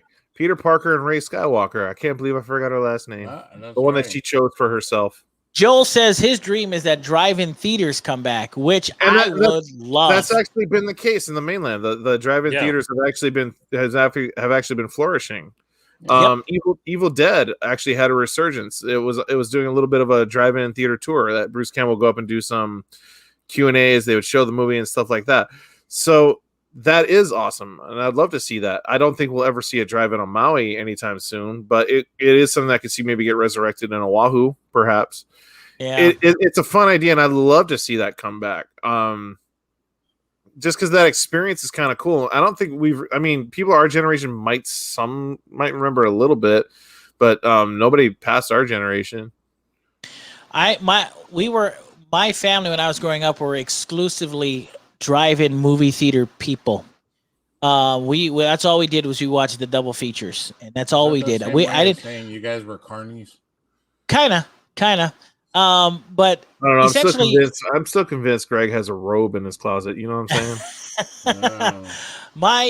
When I was growing up, I didn't go to a theater until I was in my teens. Actually, I didn't go to a movie theater until I was in my teens because all of my best childhood memories about movies or my young adult life were at a drive-in theater. Drive-in movie theater. And I still miss the big one screen theater. I drive past that church next to Burger King all the time, saying that I hate it's a church now. How dare you? To me that was a church in its own way. It's a literal church now. Well, maybe you know what you should do, Gannon? I miss like when Batman played there and people were lined up literally around the block. Like we don't have that experience anymore. Well, maybe the church that's standing there now, Gannon, could help you cleanse your soul. No, I'd rather burn that place down. All right. I say burn that place down. It is a sacrilege that it's a church all of now. These churches closed down and became theaters. Huh? And then we'd have the cinema of the here's extra tall why Jesus. Here's why I say no to that format. Have you ever actually sat in a pew? It's not the most comfortable chair. Oh, I'm sure they'll redo the whole seating. If you redo the chairs, I'm in. But if the chairs are the same as what's in a church right now, that sucks. Wow. All right, And then that's we'll fair. get the cinema of the extra tall Jesus. Oh wait, is the Jesus statue still there? Like we I have think to so. see him in the middle, like right there in front of the screen still. Oh, that'd be right. Yes. Like he's blocking fix the a projection and loudspeaker on him, everything? and he talks to you about the movie. He does What- the special, like the descriptive narration. What if I told you, Gannon, it was the Buddy Christ? Would you be I okay hate with that? You hate it? God, okay. The Buddy Christ isn't real. All right, that's fair. Because Jesus isn't real. Oh, got him. How dare you? How dare you, you scoundrel and sinner! You don't ever. Prove he's He real. is real, but he's Prove real in that a he's different real. way. Gannon, you Prove got that him he's real. again. That's all I'm saying. Prove that he's real. I think he's real in a Dare different way. you? All right. Just Well, listen. all I'm saying is prove he's real. Unbelievable. I am in shock. I'm just trying to see how much I can I'm push you. disgusted. I'm just trying to push you to see how long it takes until you mute my Jesus mic. is unbelievable. I don't believe it. I am disgusted by your attitudes towards Christ. It disgusts me. Anyway, moving on to some. You know Just that a religion dude. is just an institution to control how you think. You know that, right? Here we go with the institution. Yeah. I've heard this before. It's Anyway. just a system of belief designed to make you behave. That's all it is. Oh, is it? Is it now? That's all Is it's it? ever Okay. been. All right. Jesus was just a dude. They're telling you that you'll go to heaven so long as you follow what they say. Doesn't that sound like behavioral conditioning? All right. Listen, we don't have time for this, but I can go over why that is 100% incorrect. But moving on. I thought the church thing was like Hallmark We're cards. we're following all these dictatorial types of rules based on guys that didn't even know what math was yet. Think about that. You're so weird. Anyway, speaking of streaming services, I want to let everybody know that as a gamer, that Netflix has released a full trailer for its upcoming fantasy anime series, Dota Dragon's Blood. Of course, Dota Dragon's Blood is based on the popular video game Dota 2.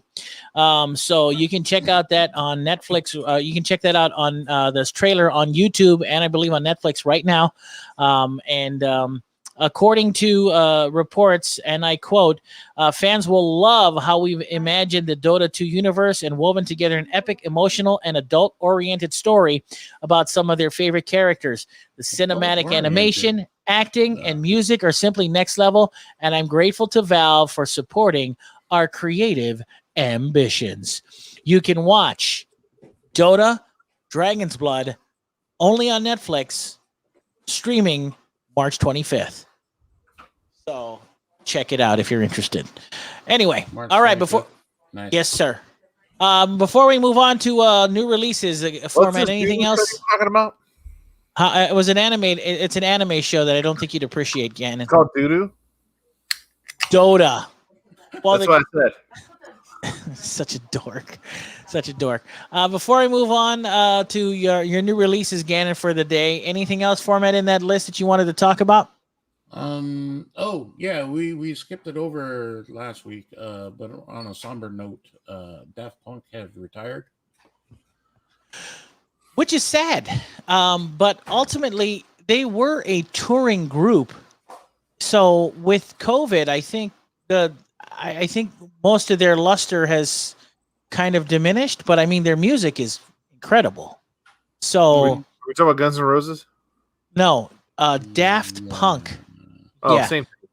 Is it Daft Punk with that? Yeah, with Axl Rose. You know what's nice about Daft Punk though? They've been wearing masks before masks were a thing. So good for them. I mean, motorcycle helmets, really, but yes. Yeah. So they probably didn't get the COVID. But I do want to know what they look like under there. Do they just look like 50-year-old math teachers? Because at this point, they must be pretty old under there. Can I take a wild guess and say that they're white guys? What? Because they're German? That's racist. You think only white people exist in Germany? They let French, black actually. people in there now. You're Europeans. They're French, actually. That's what I said. Yeah, because French and Germany are the exact same thing, right, Gannon? Yeah, All right, exactly. so They both talk funny. all right, it's fair. They both like crappy food. They all Well, like electronic dance music. What exactly is the difference? if you are a fan of Daft Punk, of course, some of their most famous songs are Around the World. Of course, Harder, Better, Faster, Stronger. The only reason why anybody remembers Harder, Better, Faster, Stronger is because Kanye West sampled it in one of his songs, which sucked, in my opinion. That's the only reason people know that That's song. the only No, reason. a lot of there. You would be surprised, my friend, how many people don't know where that song came from. I'm a fan of Daft Punk. Of course, one of my favorite I albums will is only Homework. defend Kanye West because white people have been stealing black music for so long. It's about time a black guy stole something from the white people. I gotta tell you, Assuming Daft Punk is white. Daft Punk will be missed. Daft Punk, of course, is the reason why Tron Legacy was so dang good, because that soundtrack was incredible. So that was the only makes you sad, right? Because Yeah. I mean, we're not gonna get another Daft Punk soundtrack. You know what's interesting is that when you think about Atticus Ross and Trent Reznor being teamed up making these soundtracks, can you imagine Daft Punk being in that same mode and making movie music? Are the independent artists like known by name? Like if they were to start doing like how you say like Atticus Ross music and stuff like that, would that be a recognizable name? I don't really know their names. I don't know. No, I don't think they would, because that's not. Listen, I don't know the origin or the reasons why the breakup happened, but maybe they're going to be doing solo projects, which is possible. But they are very talented. The last time they went on hiatus, we got Stardust. Yeah, and they are very talented musicians. So I'm really sad they did break up, because we're not going to get movie soundtracks like in Legacy, and we're not going to get great music like their discography. So very sad news about Daft Punk. Here's a different way to look at it, though. There's something to be respected by walking away. True. It's a good point. A lot of people don't want to look at it that way, because most people just want to get more from their favorite artists. But there's something to be respected from somebody that just says, you know what? I want to walk away before I start giving you crap. You know, I want to step away and maybe do something else before I start giving you things that aren't up to snuff, that aren't what you expect. Because there's a lot of artists that overstay their welcome, or they have to throw out 4 or 5 crappy albums before they re-envision themselves. There's something to be respected for an artist that just says, you know what? We've said everything that we need to say. And who knows? Maybe years from now, they'll be like, you know what? We got something else. And then everybody will embrace them with open arms. But I kind of respect when an artist knows it well enough in themselves to say, you know what? We're going to stop. So you mean like Blink-182 and The Offspring? Those are 2 bands that never stopped. And guess what happened? Oh, okay. However, I do have a great example of that. Operation Ivy only ever put out 1 album. It's a great album. They didn't stick around. And every year they turn away millions of dollars to play festivals, because that's how much integrity means to them. Well, that's respectable crap to me, because you know what? They could easily take that money and just play live, just because that's what they're wanting to. That's what people want from them. But they got integrity. There's not a lot of integrity in the entertainment industry. Well, you know what? There is, but to a fault. You know what? Integrity, Gannon, doesn't get you paid. So, yeah. Doesn't get you paid, but for some people, they can live with themselves. It's all a matter of what you want out of life. Do you want integrity, or do you want to be able to? Do you want integrity, or do you want money? You just have to decide which one you want. I want to be MC Hammer. I hate to break this to you, but take a look at where he's at these days. Point taken. Point taken. Point You taken. want to be MC Hammer? Yeah. You want to give all of your friends all of your wealth? I'm down for that. All right, sweet. You want All to be right. an evangelist right now? Is that what you're saying? Maybe. You want to turn yourself into a cartoon in commercials? Hey, if that means I get to wear, I was embarrassed. I forget what the commercial was, but I saw him in a commercial where I was embarrassed for him. I'm like, wow, you're just a cartoon of yourself now. First of all, if I can get away with wearing parachute pants, I'm down. You don't need to get away with it. Just go get them, dude. Trust me. You can wear parachute pants. Well, you can't wear skinny jeans, but you can wear parachute pants. I appreciate that. Gannon, a musician large parachute with integrity. I'm probably the best functioning musician on this pod. You know what? You're going to get no argument from me on that. And guess what? That's a sad fact. You are. You certainly are. Anyway, Phormat. Any other? That I am an adept kazoo player. First of all, you said kazoo, didn't you? It's kazoo, isn't it? I said kazoo. Oh, I thought you said kazoo. You idiot. Like the great kazoo. He didn't say kazoo.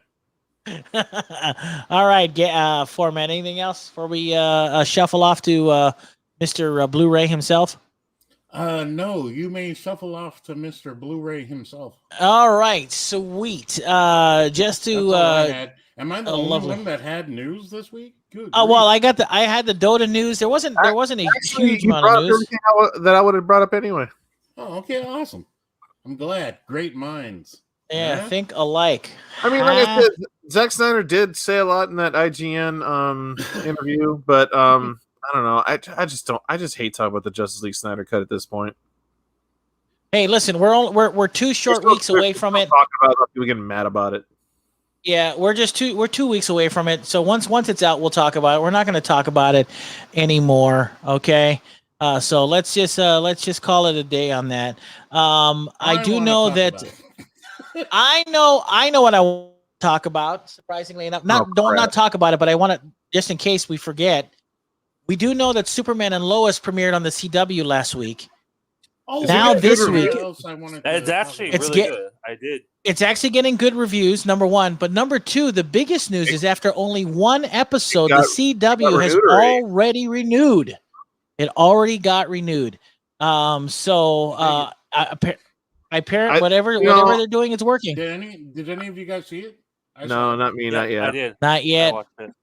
I'll wait till you guys watch it. It's actually. Really I will say this: if you don't have the CW, it opens up with the. Shut up! If you haven't seen it yet, the CW shows it on their CW app for free the day after it premieres. I hate to say this, and I hate to be the guy to poke holes in a boat, but I do think it's a bit of a knee-jerk reaction to greenlight a second season after one episode.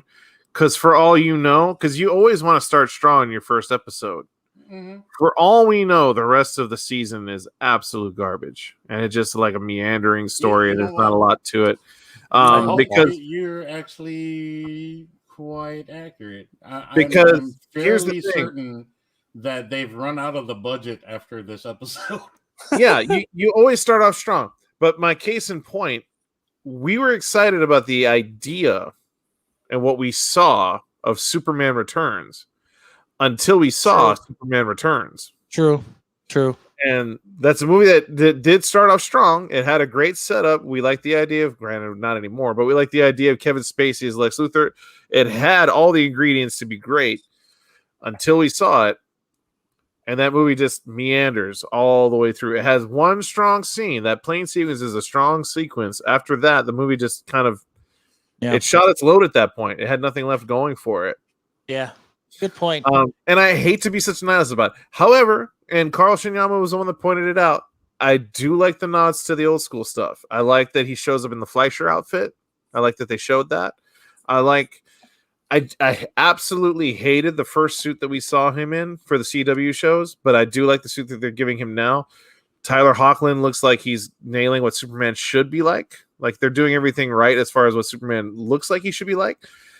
I haven't watched the show, but when I look at Lois Lane, she, for lack of a better way to put it, she looks like a very frigid person. I can't think of a nicer way to say it, but that's just based on just her picture. I don't know how she is in the show. Isn't that kind of the? I mean, she's a former reporter at this point, so wouldn't she still be that? I mean, her character. I don't want to see Lois Lane being a frigid, stuck-up person. What I want Lois to be is a absolute brass balled woman that doesn't take no for an answer. That's who Lois Lane is. Okay. She's an army brat.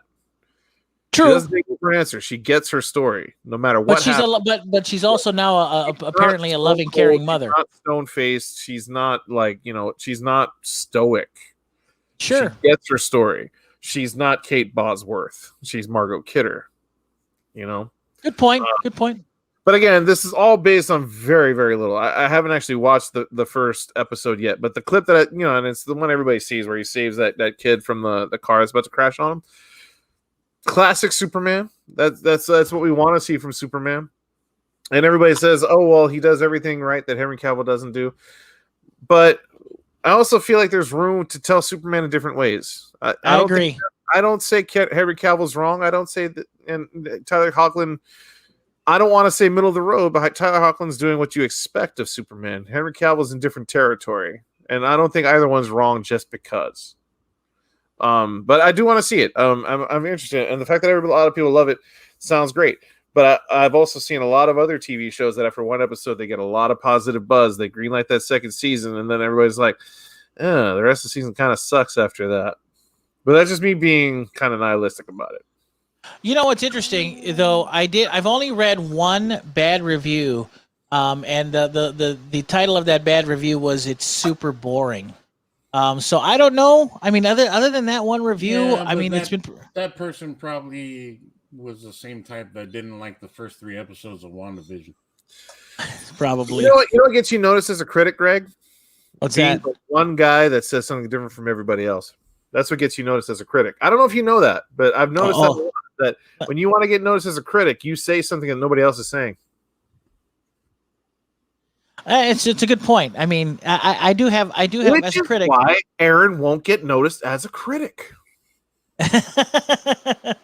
Which is why you won't get noticed as a critic. You say the same crap everybody else says. Wow. Well, listen. Superman and Lois has some good potential. Hopefully they stick with it. And I like the first episode. What I will say is it seems that this version of Lois lost the teleporting powers that Amy Adams Lois had. So I don't know what happened there. Okay, first of all, Amy Adams can just run really fast, and I don't know why you guys don't accept that. She is enchanted after all. She is enchanted. She can just run really quick. Well, first of all, she's not the best Lois Lane. The best Lois Lane, as we all know, is Terry Hatcher. Oh, shut your mouth. Hands down. It's still Margot Kidder, sir. Hands down, Terry Hatcher. I like the Lois Lane that smokes, tells people what's what. All right. That doesn't know how to spell. That's my Lois Lane. The one that Superman's constantly gaslighting. By wiping her memory. Isn't it weird that nobody seemed to nail Lois Lane since Margot Kidder? Superman did. Yeah, he did. Yeah, he did. Jesus Christ. Not only that, he kissed her and made her forget he did. That's what. Yeah, look at that. That's good. What? Gaslighting her big time. I wonder what it's like for an alien like Superman to kiss a woman with smoker's breath. I wonder if that bothers him. I don't think he cares. Why would he care, dude? It's not going to hurt him. It's fair. It's fair. I just was wondering if he had the same. If he's trying to be as human as possible. I wonder if. I'm going to say this the nicest way possible. Yeah. If this is coming from you, if this is like your personal perspective, I don't think you should ever question who is going to let you kiss them. How dare you? If they're gonna let you kiss them, and the first thing you think of is like, "Ooh, smoker's breath," I got nothing for you, dude. I'm very selective, you bastard. Very selective. Yeah, I don't think you should be. Very selective about who kisses this right here. Look at this. Gannon's just getting you left and right. You got the wrong idea of who's the lucky one here, Greg. How dare you? All right, listen. It's time to check in with someone that we're lucky to have on the show, ironically enough. It is Gannon. Gannon is here. He's about to tell us what we can expect today, exclusively on the hardest of hard medias. Give me that Monster Hunter news, yo. Standing in the stead of Aron, of course, who's only in the chat. It's time to find out what's new this week in the hardest of hard medias. All right, the master of hard media. It is Gannon. Okay. Yeah. Today's hard media is brought to you by Jack Daniel's Watermelon Punch. Right there. Today's episode is brought to you by Jack Daniels. You said your case to me, Jack Daniels. Anyway, as of today, I actually had a plan. I was going to do everything in an Italian accent, but the more I'm reading these, I can't do it the whole way through. First of all, we got the movie that almost nobody should probably watch, Monster Hunter in 4K. How dare you? Yeah, that movie's great. Whatever. Next thing we got. You'll be excited about this one. Actually, I'm pretty sure Aaron's more excited about this one. The 15th anniversary of She's the Man.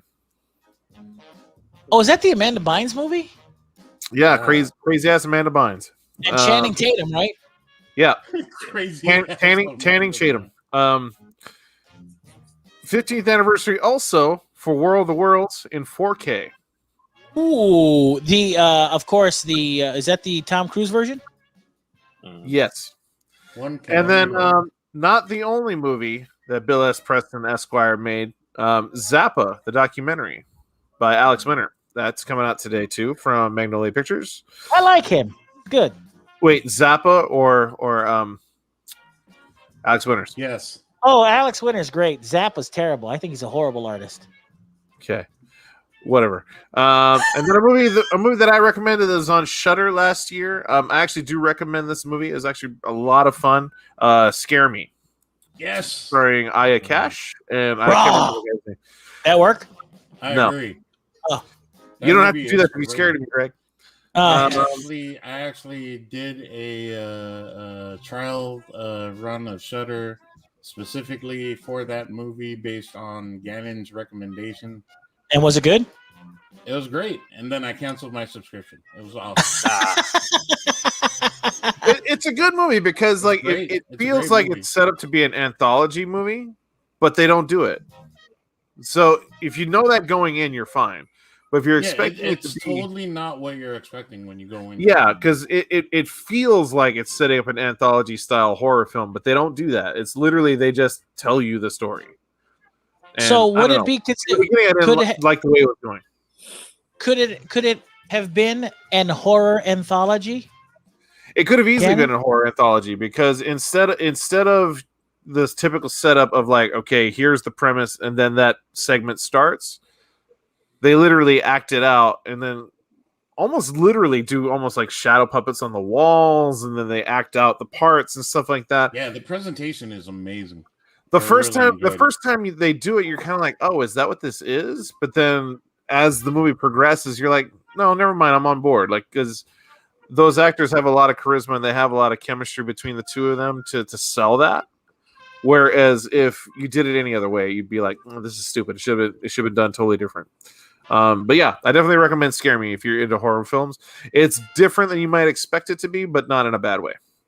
Shudder, I gotta hand it to Shudder. Shudder is taking a probably a meager budgets when it comes to their films, but putting out some very inventive storytelling and making storytelling more front-facing than the actual effects themselves. I like that. I think that's cool. I think more what it is that the more they've been progressing, the more money they've had in investing into acquiring films that really should go to them first. Sure. As opposed to Netflix or Amazon Prime or any of those things. There's another movie I kind of wanted to talk about today, but there's almost no way to talk about it without being stupidly vulgar. But we'll get into that later. Pinocchio is another one. Oh, is that the Roberto Benigni movie? As a matter of fact, it is. With his brother Mario and his other brother Luigi. Pinocchio. Yes, that movie. We have. Wow, there really isn't much going on this week. Now that I'm looking at it more, there's a lot of Disney re-releases: Cinderella 2 movie collection, Beauty and the Beast 2 movie collection, Aladdin 2 movie collection. Yeah, a lot of re-release stuff. I just lot want of to say Disney this releases title this week. on air: "Warmed Over Krautrock." I have no idea what that is. Warmed Over Krautrock. Everyone knows what that is. Come All on. right, sweet. But then the real thing to mention, this one I haven't seen. I've been wanting to see it. This is probably going to be an impulse buy if I do see it anywhere. Crazy Samurai 400 versus 1, which I'm sure you know about. That sounds like a cool title.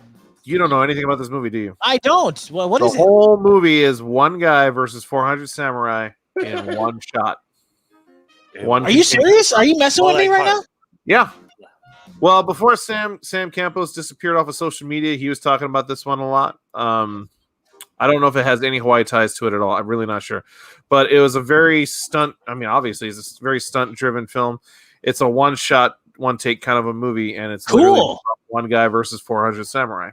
If you watch the trailer to it, they give you a lot of clips of it, but they don't really sell it as a one-take movie. I mean, I think they say it in the trailer, but it doesn't seem like it when they show it in the trailer.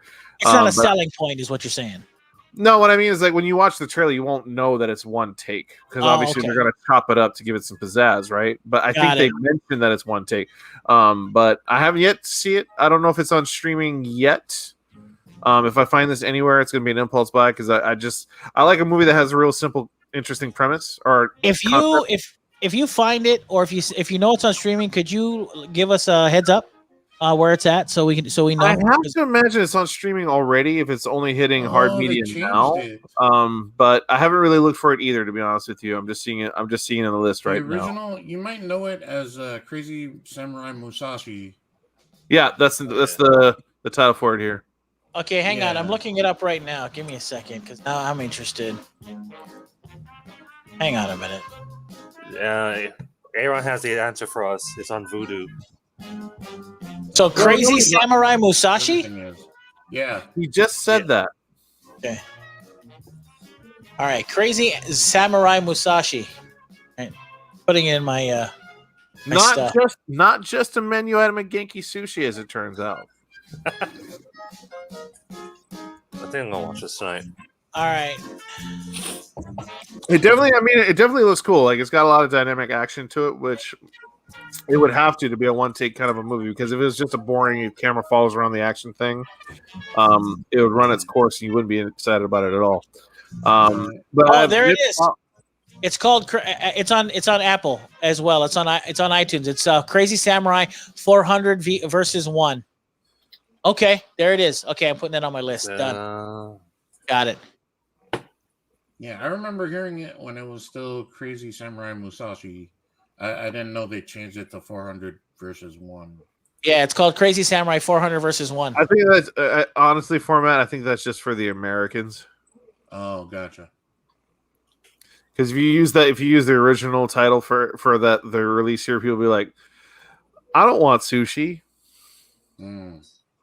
Okay, the reason why is the name of the main character is Miyamoto Musashi. That's his name. Your mom. Wow. All right. That's okay. Musashi Miyamoto. I mean, I heard the last time I heard about this movie was when it was Crazy Samurai Musashi. That was it.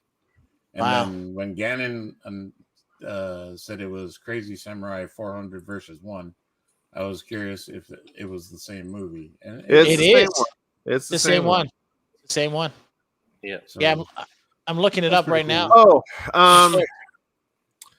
while we're on hard media, and since we had just talked about Zack Snyder, this is actually going ahead into March. And I don't know if this is going to interest anyone. Batman v Superman is getting yet another release for hard media. Mm-hmm. This probably won't interest anybody that's not a fan of Zack Snyder or the DC movies in general. He actually went back and did another remaster on BVS.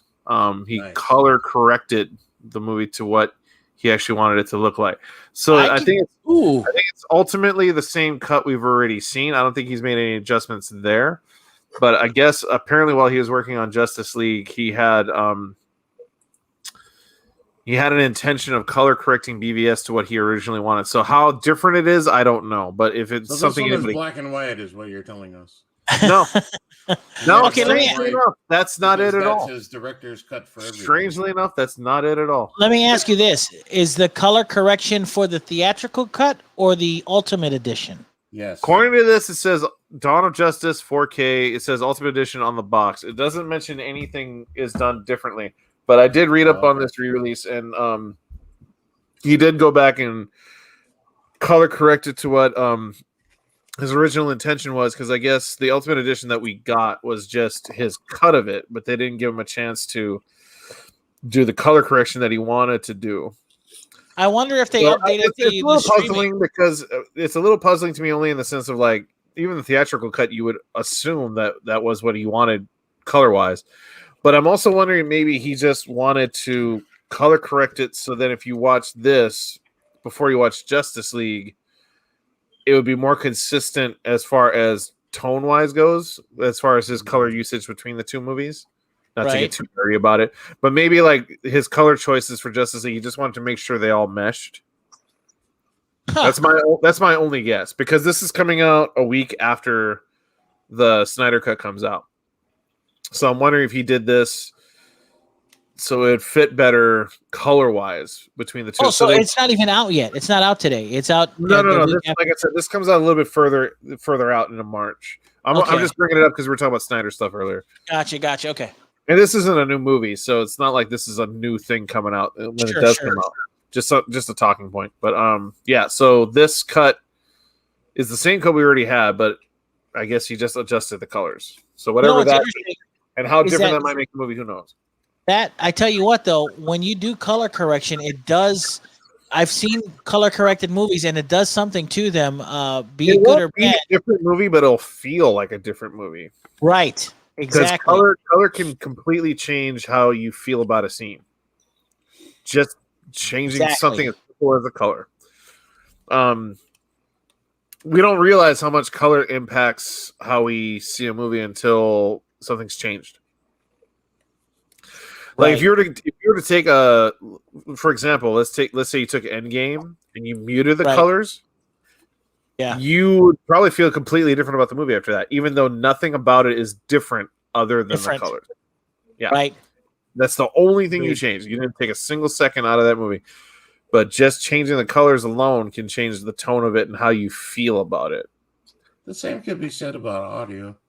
Yeah, exactly. Yeah, I agreed. You'd be surprised how soundtrack and everything's hilarious. Yeah, you'd be surprised how big a change can be made of changing something what seems to be so small. Interesting. Well, that I didn't even know about this, so now I'm really interested. I think I'm going to have to order this.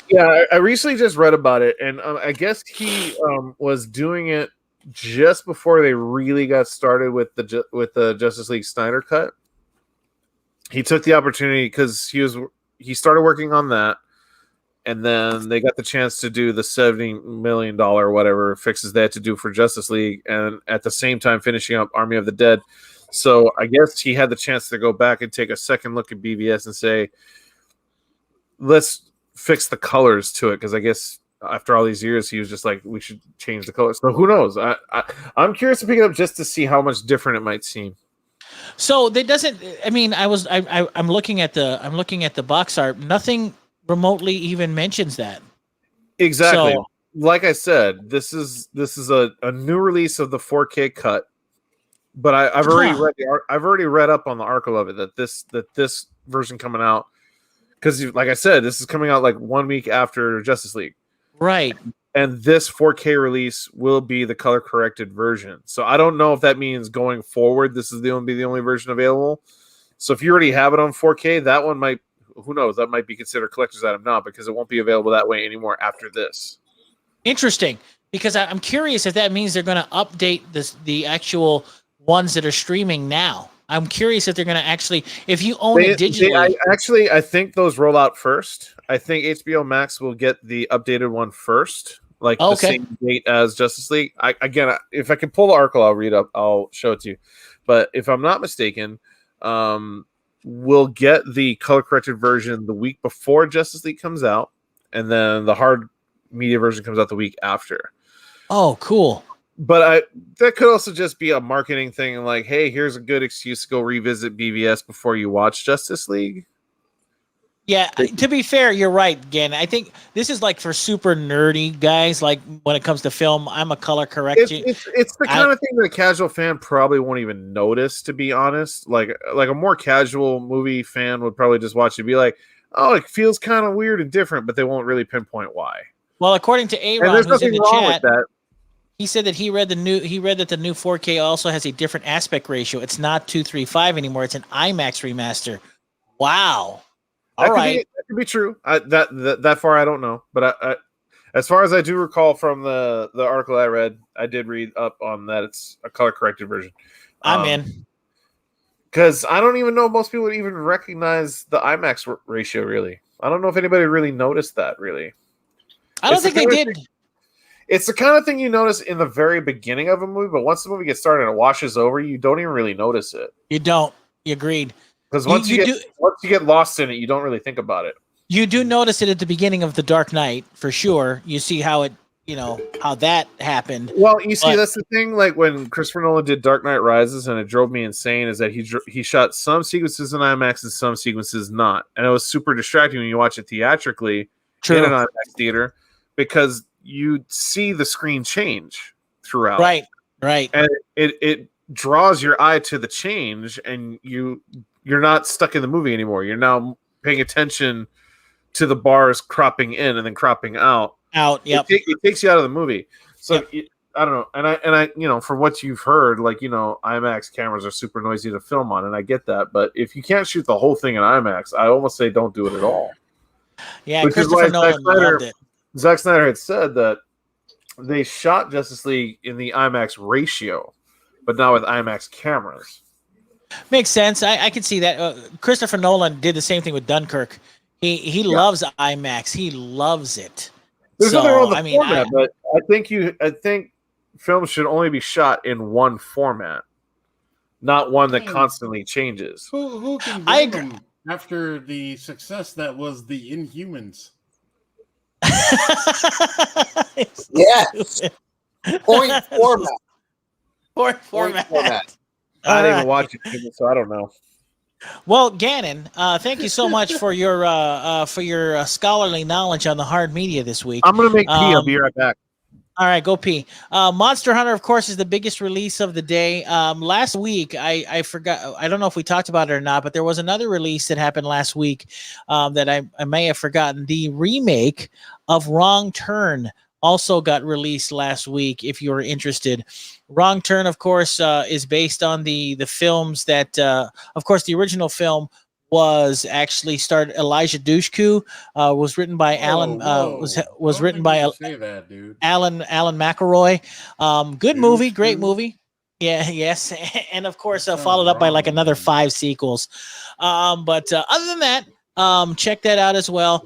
Monster Hunter, I'm very much looking forward to. I don't care what anybody says. I'm super excited. I cannot wait to see that movie. I think I'm going to watch it this week, so I'm so stoked. I've never heard anybody looking forward to a Mila Jovovich movie since, never.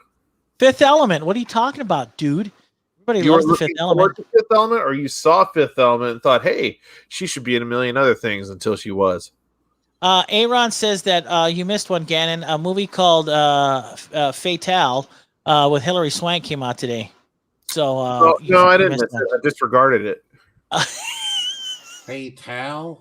There's a difference between forgetting and disregarding. Fair enough.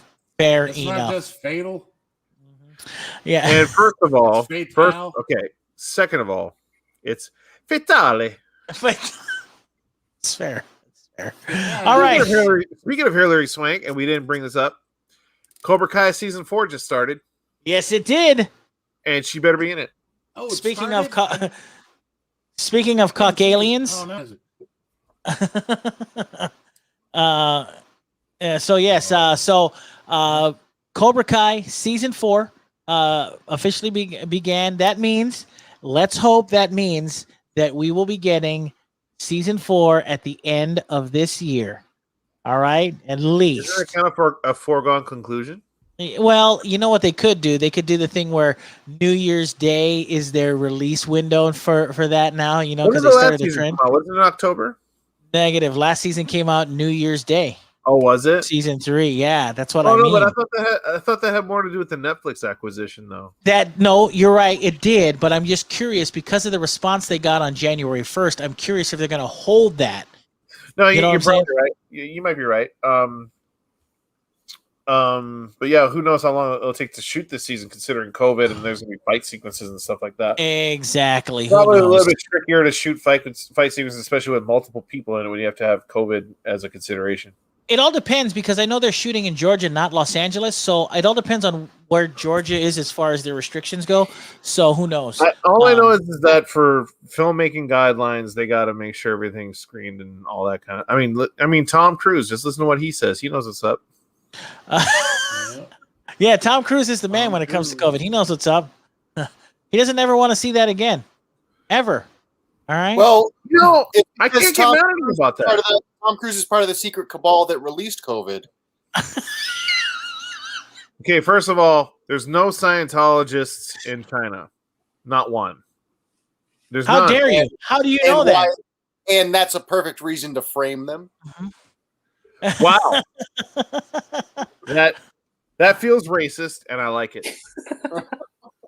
Hey, listen, Tom Cruise has been releasing because of his influence. LRH technology has been circling the globe. Wait. What's LRH? First of all, it's LRH Technologies, and that's L. Ron Hubbard for you to use, sir. Why did you say that?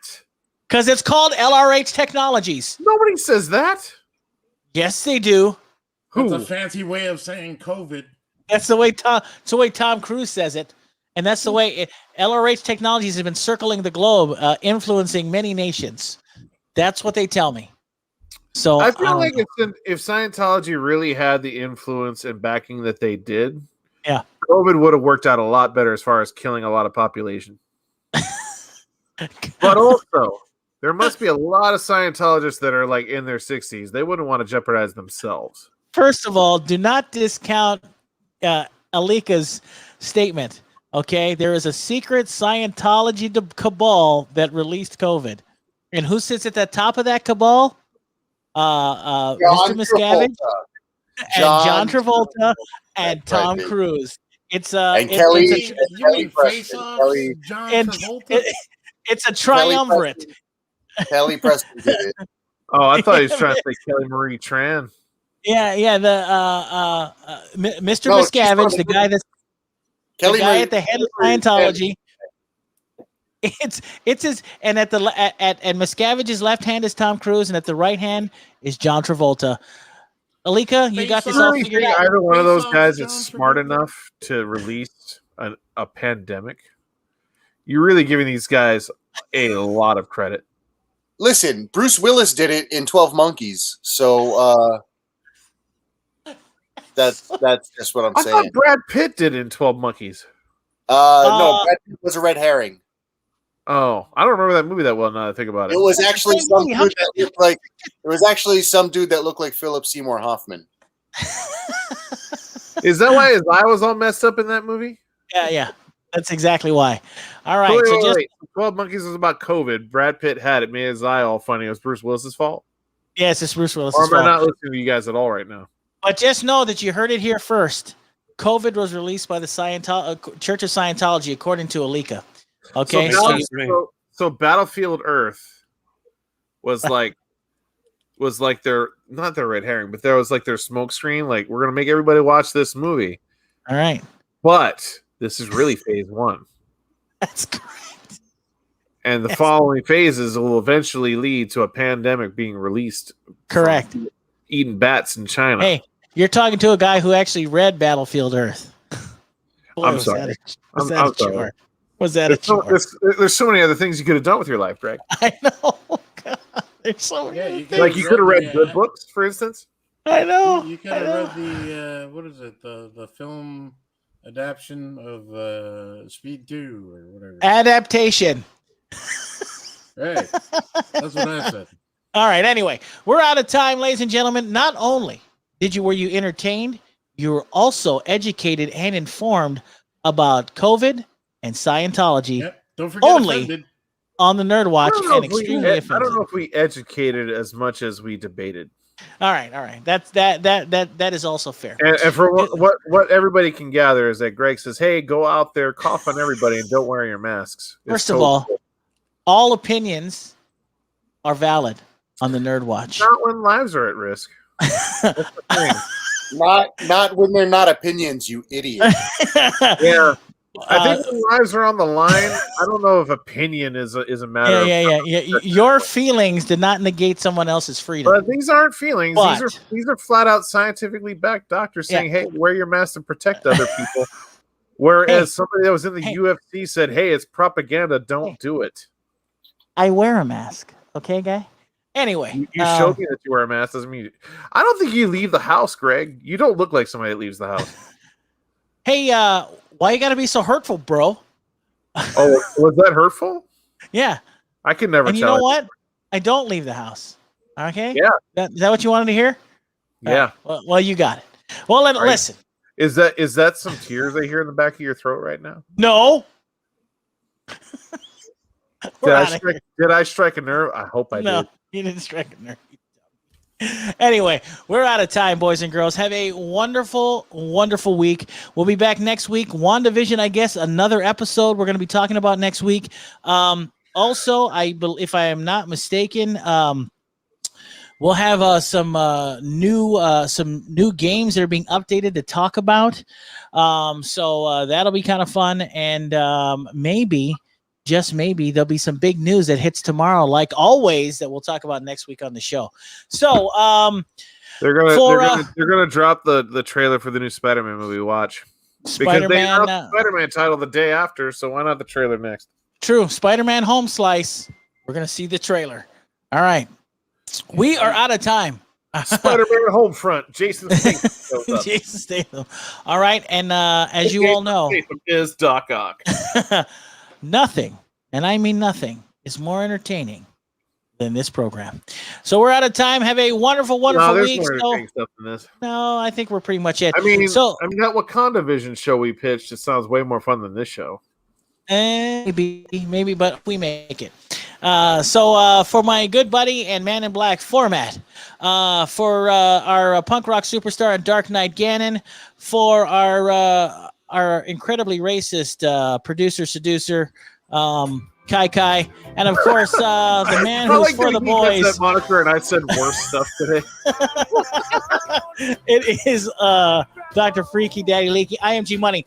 Peace out. Much love, and most assuredly, always stay nerdy. We'll see you back here in the Nerd Watch next week. Aloha. Eat a dick. I did. You couldn't help yourself.